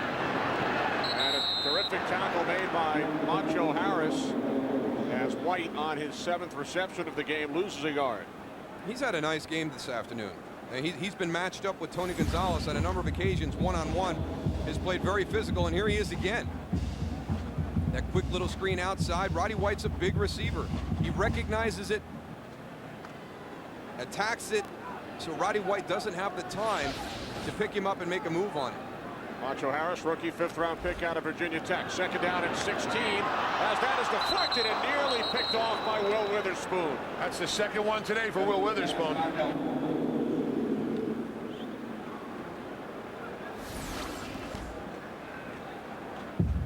Right in the center of your screen. Read the quarterback's eyes. You wonder if he was reading the eyes or watching Jarius Norwood start to break across, but it moved Will Witherspoon right into the throwing lane to Tony Gonzalez. I think he's reading his eyes. I think Chris isn't doing a good job of going and looking people off. He's looking where he's throwing, and that's what those linebackers are focused in on. Well, Witherspoon started the season with the Rams, acquired in mid-October. Redmond to Norwood, and Norwood tackled at the 22-yard line, about 5 yards shy of a first down. So what will Mike Smith He's going to go for it. Yeah, he's going for it. And, you know, that's a great play call. That's good anticipation of what you're going to do on 3rd and 4th down together.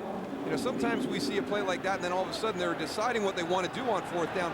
But in that situation, Mike Mularkey, hey, let's check it down. Let's get some positive yards. Give us an opportunity on maybe a 4th down, and where they're sitting at right now 5 instead of getting into a 4th and 11.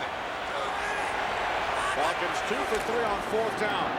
Redmond on 4th and 5, and it's picked off by Sheldon Brown. And Brown is going to take it the distance. 83 yards, his 4th career touchdown. I don't know, Tony, you just made the comment a couple of plays ago that maybe Chris is looking at things, and he has to be. I mean, Sheldon Brown just had an incredible break on that one. He was just sitting on it, waiting for that play to be thrown. Watch him right here. This goes, he's looking in the backfield, boom. I mean, he was breaking to the ball before the receiver even knew the ball was being thrown. Great anticipation by Sheldon Brown.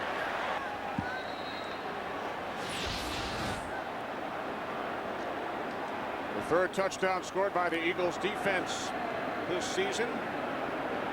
5th interception for Brown. Akers, the extra point. 27-0 Philadelphia.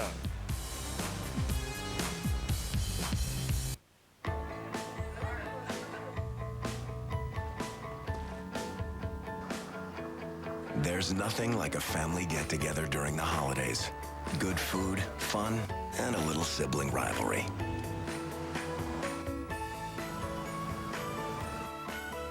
Introducing the Cadillac Season's Best event. For attractive offers on all Cadillac models, see your dealer for details. From our family to yours, Season's Best from Cadillac.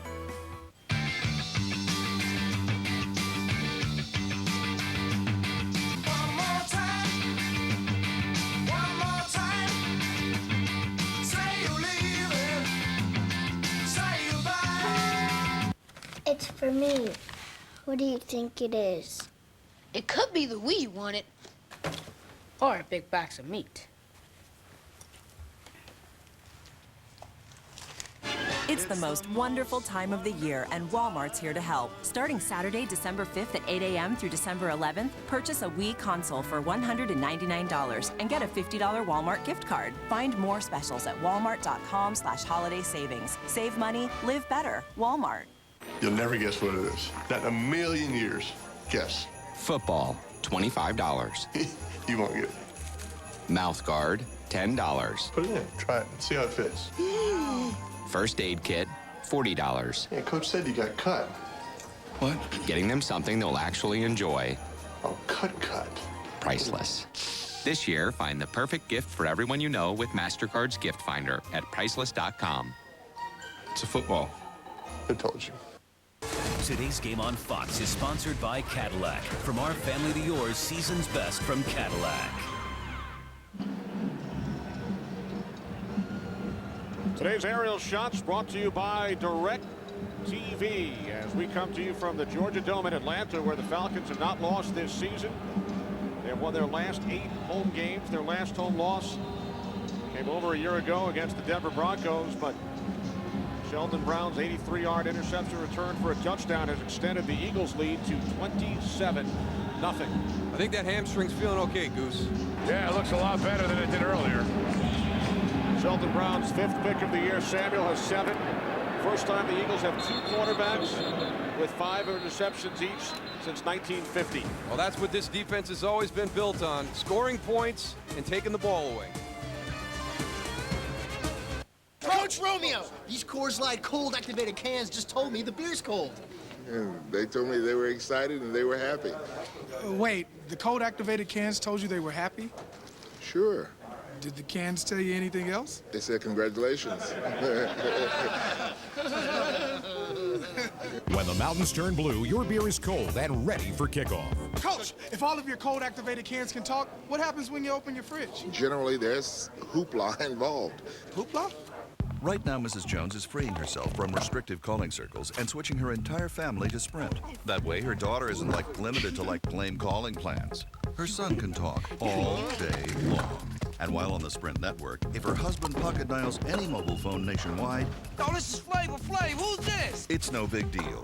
Welcome to the Now Network. Get any mobile anytime for just $42.50 a month per person with unlimited text and data. And right now, buy a BlackBerry Curve for $49.99 and get a second one free. Sprint, the Now Network. Without a cape, without a mask, without a sidekick or a special suit, can you still recognize a hero? We can. Join Genworth Financial in recognizing caregivers nationwide for keeping their promise to be there for their aging family members and friends. Share the story of a caregiver you know at Genworth.com/celebrates. Chuck's going to show us how simple it is to earn cash back. Talk about simple. Earn cash back on purchases to pay down your credit card or go into savings with the Power Rewards Visa credit card, only from Bank of America. It has been a rough afternoon for the Falcons, already without quarterback Matt Ryan, running back Michael Turner, 2 starting offensive linemen, and now Brett Romberg has come in at center for Todd McClure, who was shaken up earlier. Yeah, you think your offense is going to get slowed down without a quarterback and your featured running back. Now you got 3 of your 5 offensive linemen out. And your center, who's your quarterback really on that offensive line, has to point out all the protections. Falcons trailing 27-0. Go to work from their own 20-yard line. Redmond's pass is caught by Gonzalez. Gonzalez has a first down, gain of 11 out to the 31. I know we've talked about it, Tony. And when you look at a team, whether it's an offense or a defense, you want them to be strong down the middle. And, it's guard, center, guard, quarterback, fullback, running back. As you're talking about an offense, you got your skill players outside. For you guys in Baltimore, you and Sam in the middle, and then Ray, and then, as you went back to Rod Woodson in your safety level. Right now, the offense of the Atlanta Falcons is missing straight down the middle almost everybody in that center area. And that's the strength of this Philadelphia defense, and that's the big mismatch so far in this game. From the 31 on first down, Redmond throws. Gonzalez made the catch, took a hit. Gained 6 out to the 37.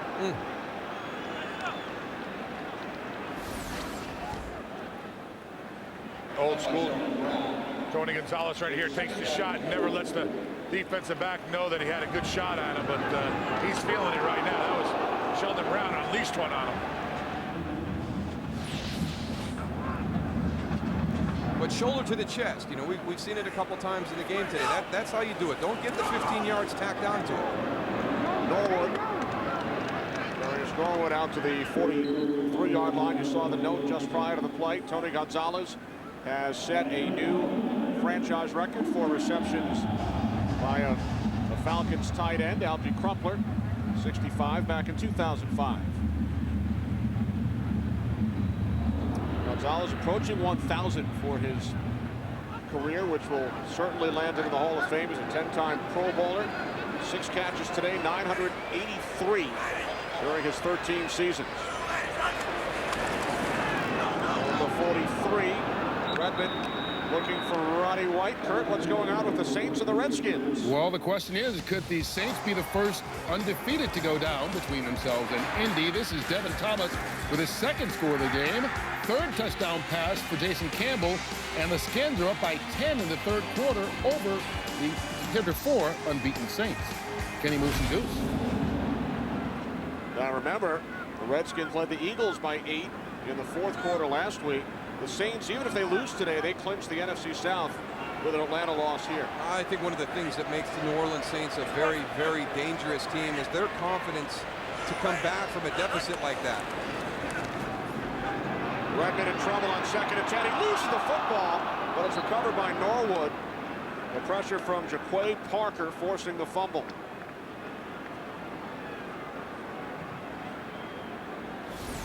Again, just another one of those little things that you're going to forget about when you're not playing a lot. You got to get the ball secure, tight. You know how aggressive defensive linemen are when they have that opportunity to get the sack fumble or to get their hands to punch that ball out as you start to scramble. That's a nice job by Jaquay Parker coming all the way around and know where that ball is to punch it out. Redmond on 3rd and 7, a penalty marker. Norwood, the intended receiver.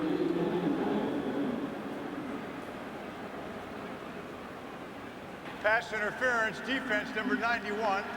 Ball is placed at the spot of the foul, first down. Chris Clemens, Georgia native. Not a bad choice. You know, right now you're doing a zone blitz, so you're going to drop out Chris Clemens, who's one of your big pass rushers. He's going to come out here, and you're going to bring pressure into the middle with the linebacker and the safety. So there's your zone blitz scheme. You know, you're bringing the second level in to rush the quarterback, and you drop one of your defensive linemen out. So you get Chris Clemens one-on-one with Jarius Norwood. Hey, you know, you might want to take that 5 yards. 1st and 10 from the Eagles 49. Redmond getting rid of it under pressure, and the catch is made for a first down by Roddy White. Gain of 12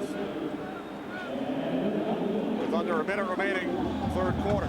It's a nice job by Chris Redmond on this because he's got 2 free blitzers coming from his right side. There you go, Sean Jones, Will Witherspoon. They're going to get there. Stands in the pocket, delivers it out to the left side to Roddy White. Over the time this season.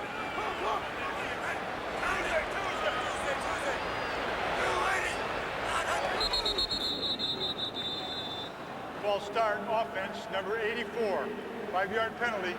It's first down. Now, even I knew that one was on 2, Tony, because he called Tuesday. And Tuesday is the 2nd day of the week. So you know it's on 2. I mean, even I knew that here. That's if you start counting with Monday and not Sunday. Us football players, the week starts on Monday, and then you finish on Sunday. You need to relay so we have a different kind of weekly calendar. Need to relay that information down here to the field. So let's ask your son, Aiden. Aiden Johnston is here. Does the week start Sunday or Monday?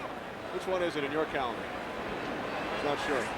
Monday. He's first year padded football this year. He knows Monday's the start of the work week. 1st and 15, and Redmond had another pass batted back. This one by Bunkley. So the third quarter comes to an end here in Atlanta. Michael Vick, first touchdown as an Eagle. Sheldon Brown brought this one back 83 yards, 27-0. This holiday season, join Carrie Underwood with Brad Paisley, David Cook, Dolly Parton, and more. Carrie Underwood, an all-star holiday special, a 2-hour event. Tomorrow at 8/7 Central on Fox. Star Carrie Underwood on Monday's Good Day Philadelphia.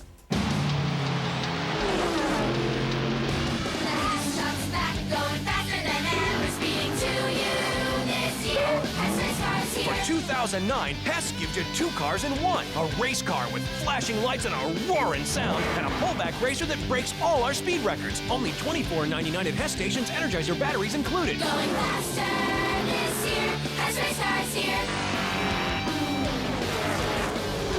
Happy holidays from Hess. Hi. Hey, I need a new cell phone. Well, right now you can get Verizon Wireless plus Fios, TV, internet, and phone. Wow, it really is beautiful, isn't it? It's gorgeous.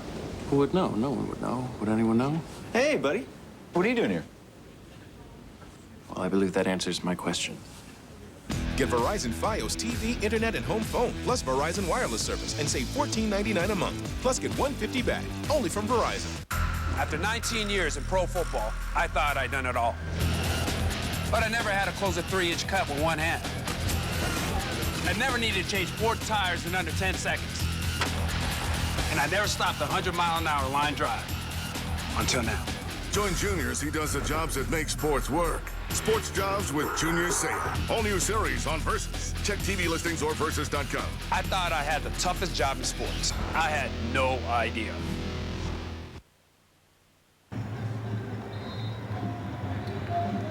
27-0 lead for the Eagles as we begin the 4th quarter. Kenny Albert, Darryl Johnston, and Tony Siragusa here at the Georgia Dome. The Eagles led 13-0 at the half. 2 third-quarter touchdowns as they look to tie the Dallas Cowboys in the wins column. Cowboys and Giants coming up next on Fox. Redmond on 2nd and 15, and the pass is intercepted by Sean Jones. Jones brings it back into Falcons territory. The 3rd Atlanta turnover today.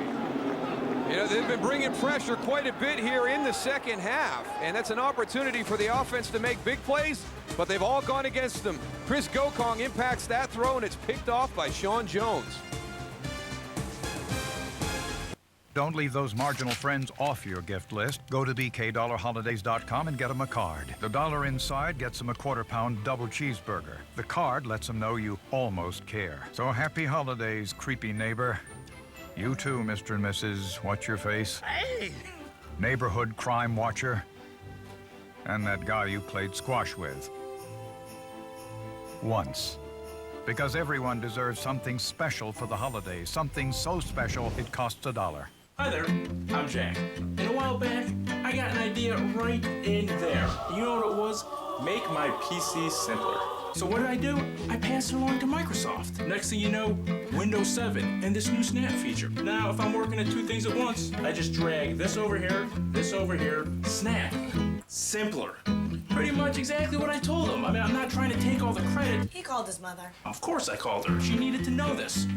I'm a PC, and Windows 7 was my idea. I love you. I love you. I love you. Weak. I keep forgetting. I love you. Say I love you like never before. Now through Wednesday, the more you buy, the more you save. Take an extra $25 to $1,000 off store-wide on our most beautiful expressions of love at Sales. Dance. Sugarplum fairies. Dance.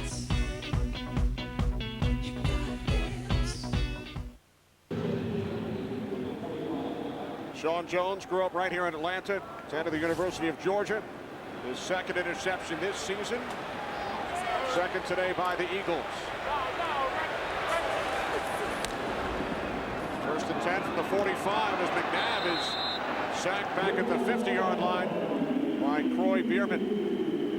Before we talk about that sack by Croy Bierman, let's go back and look at this interception. Now, the pressure is going to get to Chris Redmond, but watch the double move down on the bottom with Asante Samuel. Right there. You got a little stuttered go.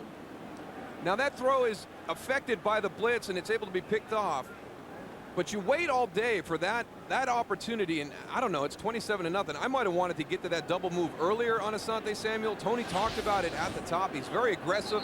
He'll jump some routes. I think you need that one in your first 1 or 2 series to kind of let Philadelphia know if they jump something, you know, they're going to pay a price. Get them to settle their coverage down a little bit, but you practice and you wait on that play. And again, the example of the pressure being the big reason that that play wasn't successful. Timeout called by the Eagles.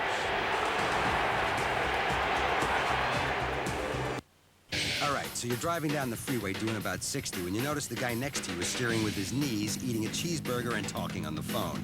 And that is exactly why the Ford F-150 is the safest truck in America.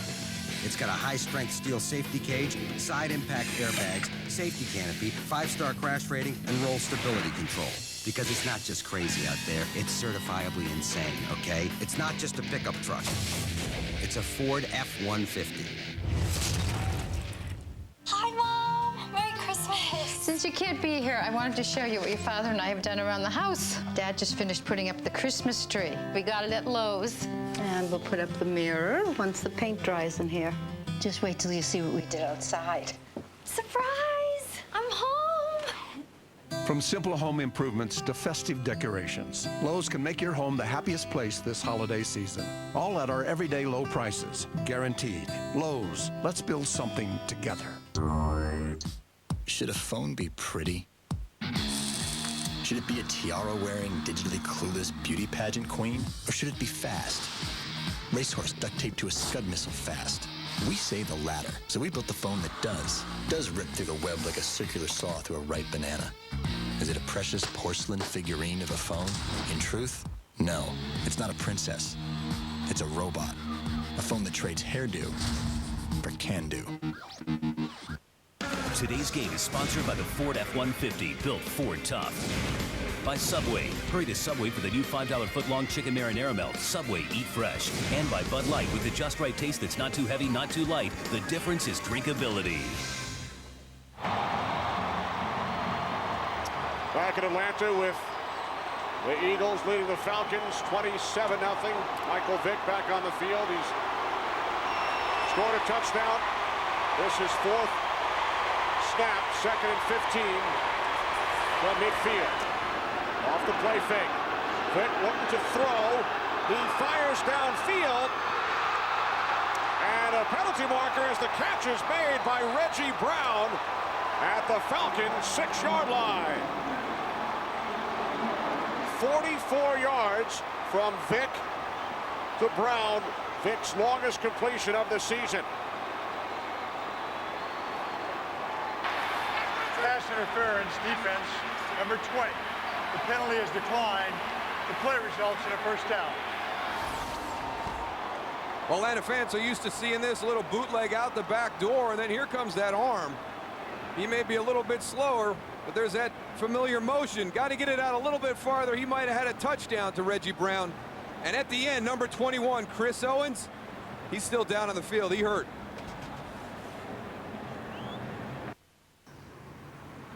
We can still be really good friends. We'll just be together a lot less, like almost never. Are you breaking up with me? What? No! Break up? Silly. Are you breaking up with me?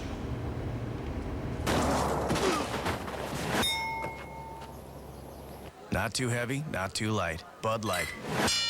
The difference is drinkability. I'll Facebook you. Okay, so you're driving up to the lake for the weekend when suddenly a big boat pulls up next to you and you notice, hey, it's yours. That's when it occurs to you that while having a lot of towing power is nice, a little control to go with it would be great too. Enter the Ford F-150. It's got the most towing and now an advanced trailer sway control system. And guess what? It's standard. Anchors away, baby. It's not just a pickup truck. It's a Ford F-150. So, how was last night? Just a sec. What's a 13-letter phrase for marriage proposal? I have absolutely no idea. Oh, wait, I've got it. He went to Jared. He went He went to Jared. Jared has 5 times the selection of ordinary jewelry stores with thousands of loose diamonds and hundreds of settings to create your own one-of-a-kind ring. I take it you told her. Jared, the Galleria of Jewelry. You phone. You need a phone that gets you. Michael Vick just changed helmets. Now is wearing the green dot. He had not been wearing the green dot when he would come in for one play at a time. You can only have one green dot on the field, so this probably means that we have seen the last of McNabb today. Yeah, it looks like Michael Vick will be the quarterback for the remainder of this afternoon. On first and goal, Vick with the toss. And the tackle back at the 11-yard line by Jevis Jackson, bringing down Reggie Brown.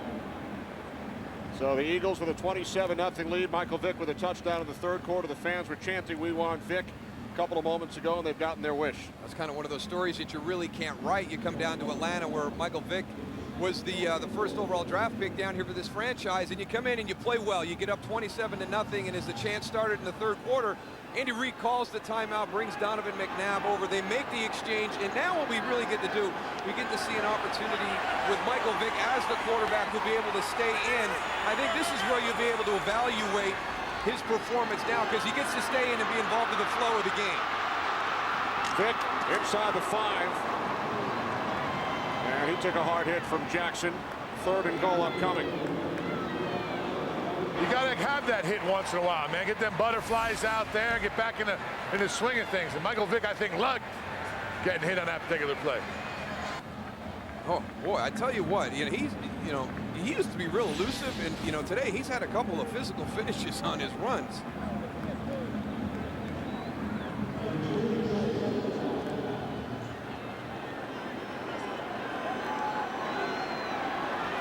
Third and goal from the Falcons 5. Vick moving to his left. Now throws right. The catch is made by Selleck. Touchdown.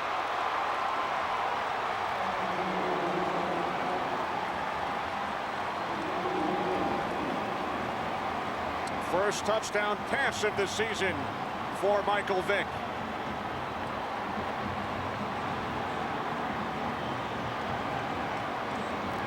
That's nice to see right there. Donovan McNabb has been such a big supporter of him. He's been so positive through this whole campaign to get Michael Vick as a Philadelphia Eagle, to try and integrate him into their offensive game plan from week to week. There's not many guys that start as quarterback in the NFL that can put their ego aside and share some of the opportunities with Michael Vick.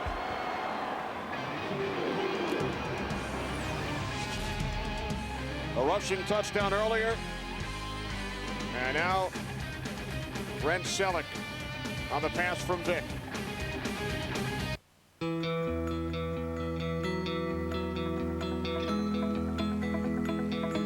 Now you can get the latest name brand cell phones where you already save. Well, actually, just a few rows over in Walmart's expanded electronics department. Get unbeatable prices on new, fully activated Verizon Wireless, T-Mobile, or AT&T phones. They're a lot closer than you think. Save money, live better. Walmart. We don't do this, or this for just any old sport. No, we only do this for football. And Visa Debit helps fans everywhere make the most of it. More people go with Visa. Hey, wanna trade? I got pudding. No way. I'll give you my lunch for a week. Get your own. Hand it over. Louie, I'm your boss. So? Awkward. Get your own chicken marinara melt, our newest $5 footlong, fresh toasted till it bubbles in melt-licious glory. Melted goodness made irresistible. New Subway melts. Subway, eat fresh. From James Cameron, the director of The Terminator, Aliens, and Titanic, on December 18th. Movies will never be the same. Avatar. Rated PG-13. Today's game on Fox is sponsored by Avatar. In theaters and IMAX 3D December 18th. Avatar.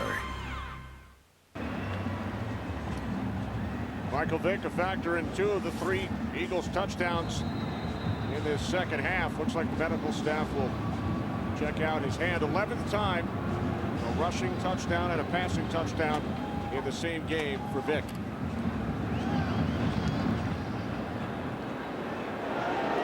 Akers kickoff taken out of the end zone by Weems.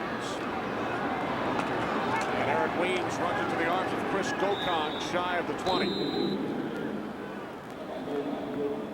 Well, Fox's football coverage doesn't end when the games are over. Stick around for the OT, where Kurt, Terry, Howie, Michael, and Jimmy bring you exclusive interviews, extended highlights, and a look ahead to next week's action. America's #1 post-game show, the OT, presented by Lowe's, is coming up after the late games, only on Fox. The BCS selection show coming up tonight as well. Less than 24 hours ago, the SEC championship game right here at the Georgia Dome. Darrell, you were on hand. Yeah, Aiden and I were here for the big Alabama victory last night over Florida. 1st and 10 from the 20 for Chris Redmond and the Falcons. Jarius Norwood tripped up, gain of just 1.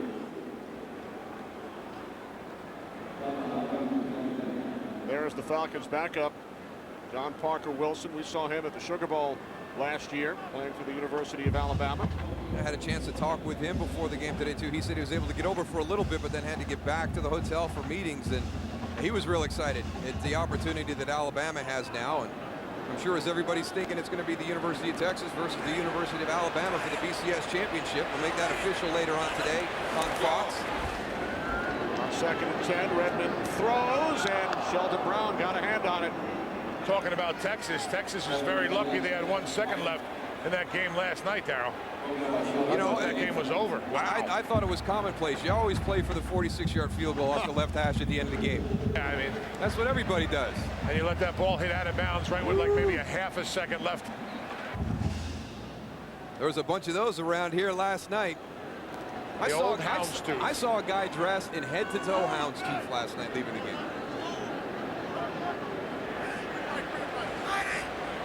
That wasn't Mike Frank, our director, was it?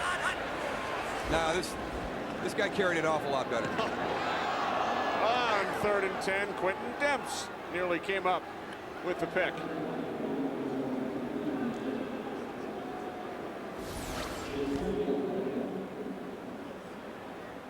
It's been a tough day for Chris Redmond. And I just really think, you know, sometimes we forget when you're away from the game and you haven't had an opportunity to start how much responsibility is on that quarterback.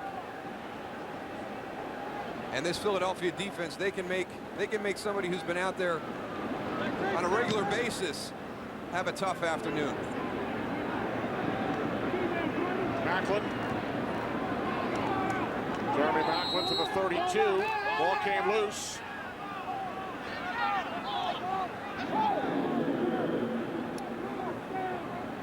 But Macklin was ruled down. So the Eagles with a 34-0 lead here in Ruling Atlanta. on the field as the player was down by contact. First down. Macklin ruled down. We'll be back.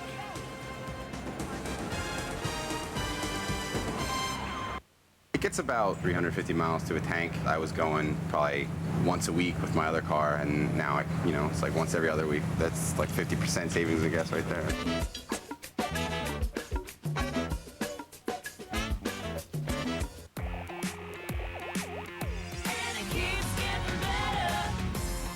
Want to supercharge your high-def TV? You gotta hook it up to DirecTV. Now get our best price until 2011. Call 1-800-DIRECTV. Say you're on a call, and your friend wants to know, what time's the movie? You can tell him. And if your friend asks, where's the theater? You can show him. And if your friend says, want to grab sushi afterwards? You can do that too. Great, on my way. All without ever leaving the call. Can your phone and your network do that? James Cameron amazed you with films like The Terminator and Titanic. Now with Avatar, he takes you to a whole new world. A world brought to life by imagination and groundbreaking technology. Panasonic is proud to have helped bring this vision to the big screen and proud to offer you the best in home entertainment with Panasonic Viera big screen HD TVs. There's a new world out there. You just have to know where to look. James Cameron's Avatar, only in theaters.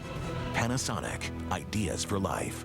When I first moved in, one of my roommates actually injured herself and had to go to the emergency room. I was able to, press the emergency button, and it's able to let me know where the closest hospitals are.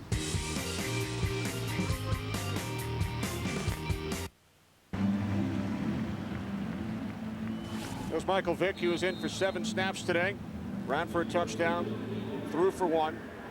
And now, as he chats with offensive coordinator Marty Morningweg, Kevin Cobb will come in at quarterback. We're in the 4th quarter, so all of the 3rd quarterback rules go out the window.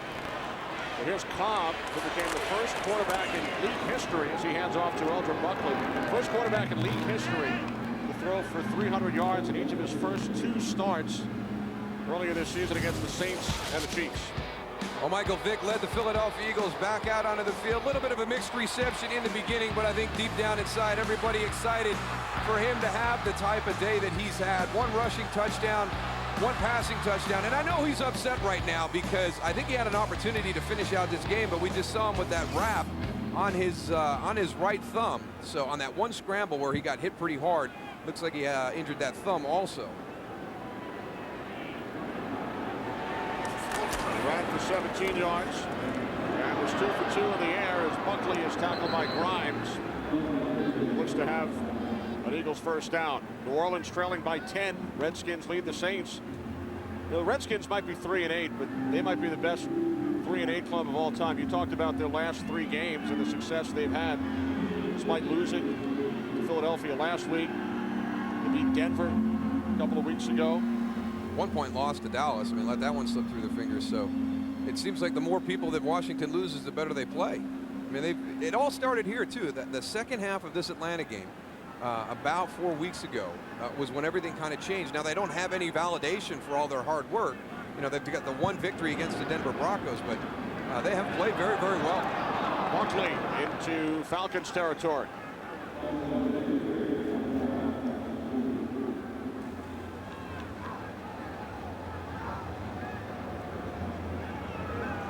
Don't forget about Donovan McNabb's day either.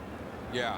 Well, this whole Eagle team, they really, it was all started by that defense. The goal line stand at the end of the first half. I mean, it was one of those typical Eagle games where they kind of get into that lull and it gets flat for a while. And their defense made a great goal line stand at the end of the first half. Their offense comes out in the 3rd quarter and goes on a 12-play, 80-yard drive. So all that momentum that was built at the end of the first half really carried over into this second half. They just get better and better as the season goes on. That's not what the Giants or the Cowboys want to hear. Especially with them going at it tonight, huh? Yeah, the Eagles are a team you better be careful of. The last 3 years, they have played very, very well down the stretch. And, you've got that big Dallas-Philadelphia game looming at the end of the season. Historically, under Andy Reid, December's and regular season games in January have been kind. Philadelphia 28-13. December record 11-3 the last 3 years. Buckley.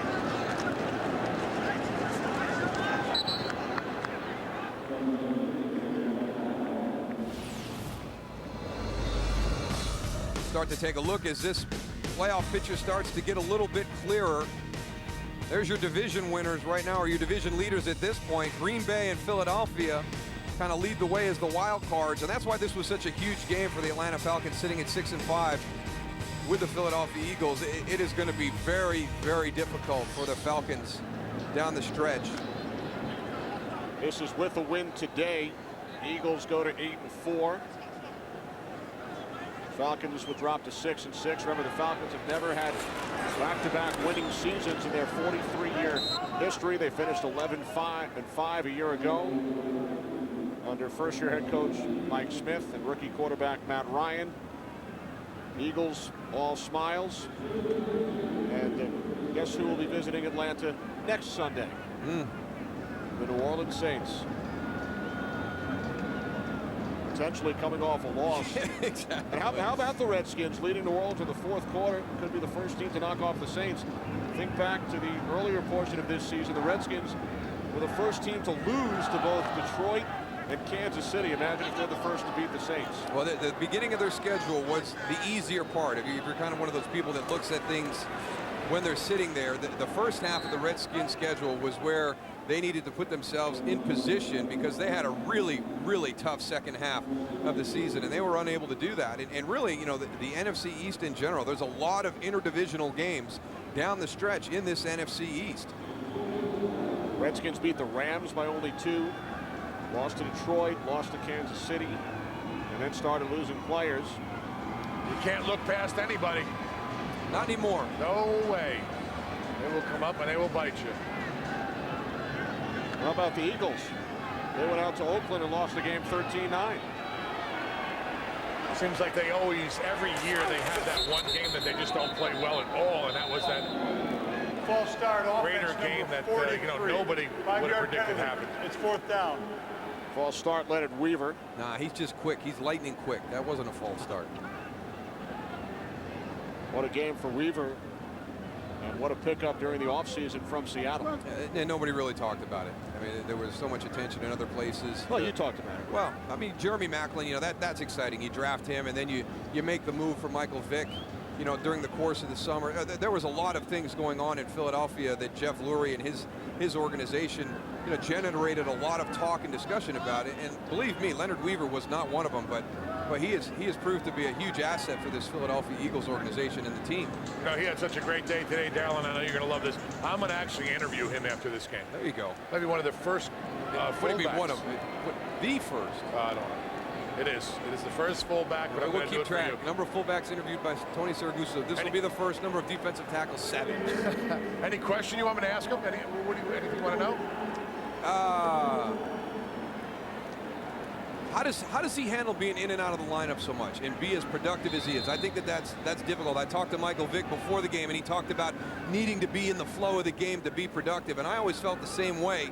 And at the end of my career, I was in and out a lot, and I found it hard. And I think he does a great job of being like that role player that can go in and out of the lineup but still be productive all the time.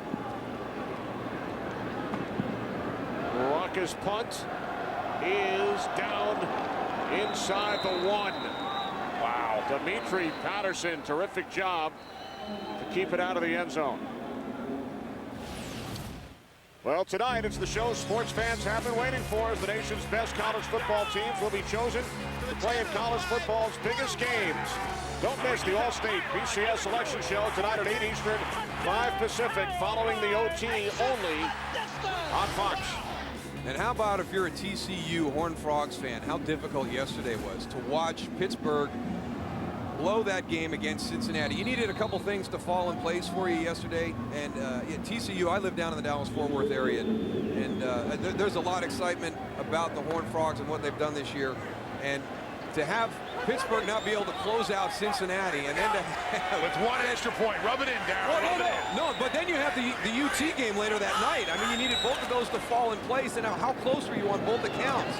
And it doesn't work out. I mean, we were very close to having an Alabama-Texas Christian University BCS championship game. A wild night last night in college football. Those Pitt Panthers let us down, man. Being a Pitt grad, up by 17 and then losing by 1. That extra point, every point counts. You never know. You never know what play during the course of the game tips the scale. Hey, at least you guys were playing a meaningful game in the month of December, Goose. Yeah, that was nice. It was nice. Well, West Virginia, 2 losses back-to-back to West Virginia and Cincinnati. I mean, 2 tough games, but had a chance to win them both and just didn't finish it. It's going to be interesting to see how the BCS kind of falls out. I'm excited. You got Boise, TCU, Cincinnati. I mean, you've got, what have we got, 5 undefeated teams going into that show tonight? You know, where's everybody going to land? Does TCU, do Boise State and Cincinnati all get a shot at some of those top-tier programs to show that some of these conference champions that come from the smaller conferences can hang with the big boys?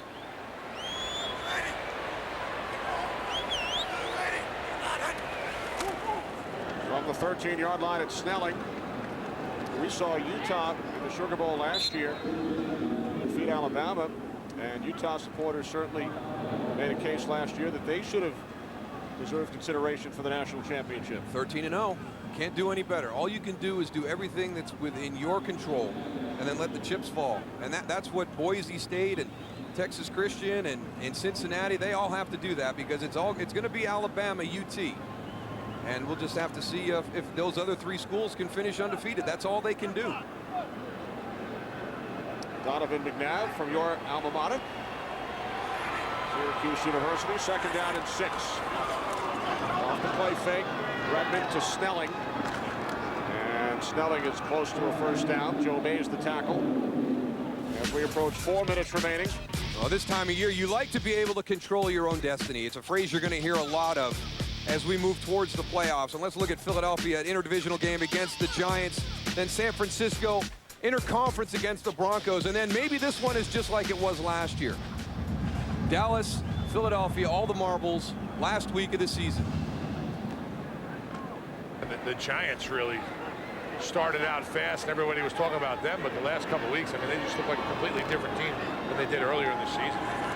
A win today over the Cowboys, and the Giants would be right there. Redmond to Gonzalez, and he's out to the 47 of Falcons. 1st down as we check in on the Steelers and the Raiders with Kurt. Steelers trying to end a 3-game losing skid, and they're in a dogfight with the Oakland Raiders, but Ben Roethlisberger hooks up with Hines Ward for an 11-yard score. Oh, they're buddies again. It's 24-20 inside 2 minutes. Steelers on top. Kenny Moose and Goose. All right, Kurt, Steelers looking to break their 3-game losing streak. Falcons now at the 46-yard line, and Darryl, they have not been shut out at home since 1988. It's been 21 years since the Falcons have been shut out in a home game, and that was at Fulton County Stadium. And Goose, I know how much pride you guys take in being able to do that. It is not easy to shut out a team in the NFL nowadays. Absolutely not. In the situation, sometimes, you know, Atlanta had an opportunity to kick a field goal going into the half, but Mike Smith decides to try and go for the 7, which I agree with. And he says, you know, he would have done it. If you had to do it again, he would have done it when I interviewed him going into halftime. But you know, there's your opportunity of getting the 3 on the board. But you're trying to win games. You're not trying to go and not get shut out. Here's Norwood. Darryl, ready for this? Yeah. The last time the Eagles pitched a shutout on the road, Week 3, 1991, 24-0 in Dallas. Thanksgiving Day, as I remember, Kenny. 2-minute warning, 34-0. Today's game on Fox is sponsored by Sprint, official wireless service sponsor of the NFL. Welcome to the Now Network. Franny, Matt, and James just got 3 of Sprint's best 3G phones. Franny has the Palm Pre, which runs multiple apps at the same time. Franny! James the Jet Setter can call from just about anywhere in the world with the International BlackBerry Tour. And Matt has the customizable HTC Hero with Google, giving him access to thousands of apps. Bringing you the first and only wireless 4G network, and this holiday season, the most impressive lineup of phones. Sprint, the Now Network. Look, the mountains on this Coors Light cold-activated bottle turned blue and the beer is cold. How can you tell your beer is cold without it? I can't do it, you know, I just can't do it. Coach, when was the first time you saw the mountains turn blue? 91, when we won the division. It wasn't invented yet. When the mountains turn blue, your beer is cold and ready for kickoff. Please nod if you like the following. A taste as cold as the Rockies. Cold-activated bottles. Shirts with random triangles. All right, so there's pretty much 2 kinds of trucks in the world. Dumb trucks and smart trucks. Dumb trucks give you exactly what you expect. Brawn. Same old, same old. But a smart truck gives you brains, too. It'll connect you to the internet, help find lost tools, dial your cell phone, and recognize your voice. Know how many smart trucks there are? Just one. The Ford F-150. Your 2.5-ton office just got some new software. It's not just a pickup truck. It's a Ford F-150. What lies beneath this pile? Playoff berth or massive upset? Steelers-Browns, Thursday Night Football on NFL Network. 2 minutes remaining here in Atlanta with the Eagles shutting out the Falcons 34-0.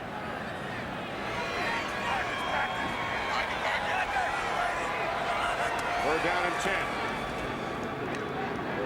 Redmond over the top. Snelling. And Jason Snelling picks up a first down to the Eagles' 42. Again, we've talked about Jason Snelling and how important he is in his role for this Falcons team. And it just shows you right here. It's 34-0. He's still playing hard. All these guys, they don't want to be the first team to have a home shutout here in 21 years. You just don't want to be a part of some of those types of records. That's definitely a record you don't want no part of. First and 10 from the Eagles' 42. Redmond to Brian Finneran, the former Eagle out of Villanova University, returning today after missing the last 3 games with a knee injury.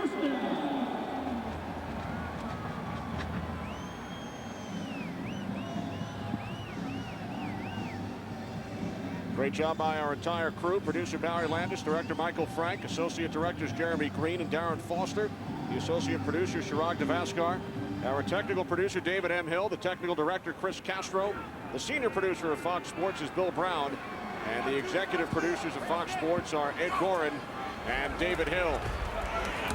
Redmond's pass deflected and then caught by Jarius Norwood, and he takes it down to the 15. We've seen a number of those today. That had to be part of this Philadelphia Eagles defensive game plan, was getting your hands up inside against Chris Redmond. But this is the first time they've had one of those bounces go their way. Trevor Law's got a hand on it. Under 1 minute remaining, 4th quarter. Eagles looking to preserve the shutout.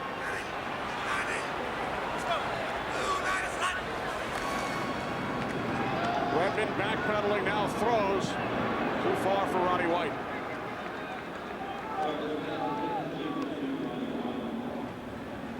Well, it was tight going in at halftime as Michael Vick makes his return here to the Atlanta area. That goal line stand really kind of changed the entire complexion of the game. It could have been a 1-possession game coming out in the second half. But Philadelphia stops Atlanta. They come out offensively, score a touchdown. Also a defensive interception return for a touchdown in that 3rd quarter. And it's been a tough day for Chris Redmond and this whole Atlanta offense. And I really feel, obviously with Matt Ryan and Michael Turner out, they're not going to be the same. But they've lost Todd McClure. Harvey Dahl wasn't in. Redmond to Gonzalez. And he's tackled by Tracy White at the 2-yard line.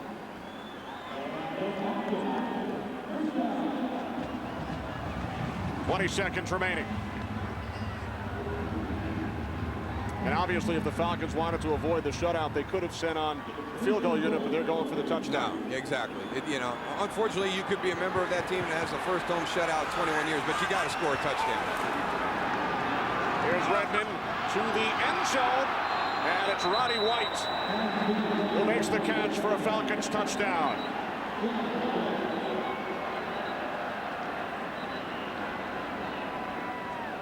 A couple of fortunate bounces on this drive for the Atlanta Falcons. Finally have some things go their way, but this should stand as a touchdown. Should be pass interference against Tracy White. Pass interference defense, number 52. The clock also expired. That penalty is declined. The play resulted in a touchdown. Deflected off Gonzalez. Clock expired on the play, however, we will extend for the try for Roddy point by White, rule. who caught the game-winning touchdown in the final minute last week against Tampa Bay. A little different scenario today. And here's Matt Bryant, who was signed this Monday to replace Jason Elam, a former Tampa Bay Buccaneer. He was kicking 9 days ago in the UFL Championship game in Las Vegas. Kicks the extra point for the Falcons. So Atlanta avoiding their first ever shutout in this building. A triumphant return to Atlanta for Michael Vick as he ran for a touchdown, threw for another. Eagles defeat the Falcons 34-7. Well, we mentioned it earlier. You can't really write a script as nice as this panned out for Michael Vick. 1 rushing touchdown, and then his first passing touchdown of the season to Brent Selleck. And unfortunately on that drive, he hurt his thumb, and that's probably the one disappointing thing for Michael Vick, because I'm sure he was going to be given the opportunity to finish out this game down here in Atlanta where his career started. So the Eagles win at 34-7 for Darryl Johnston and Tony Siragusa. This is Kenny Albert. Saints and Redskins coming up, but first to Kurt Menefee in Los Angeles. Kurt?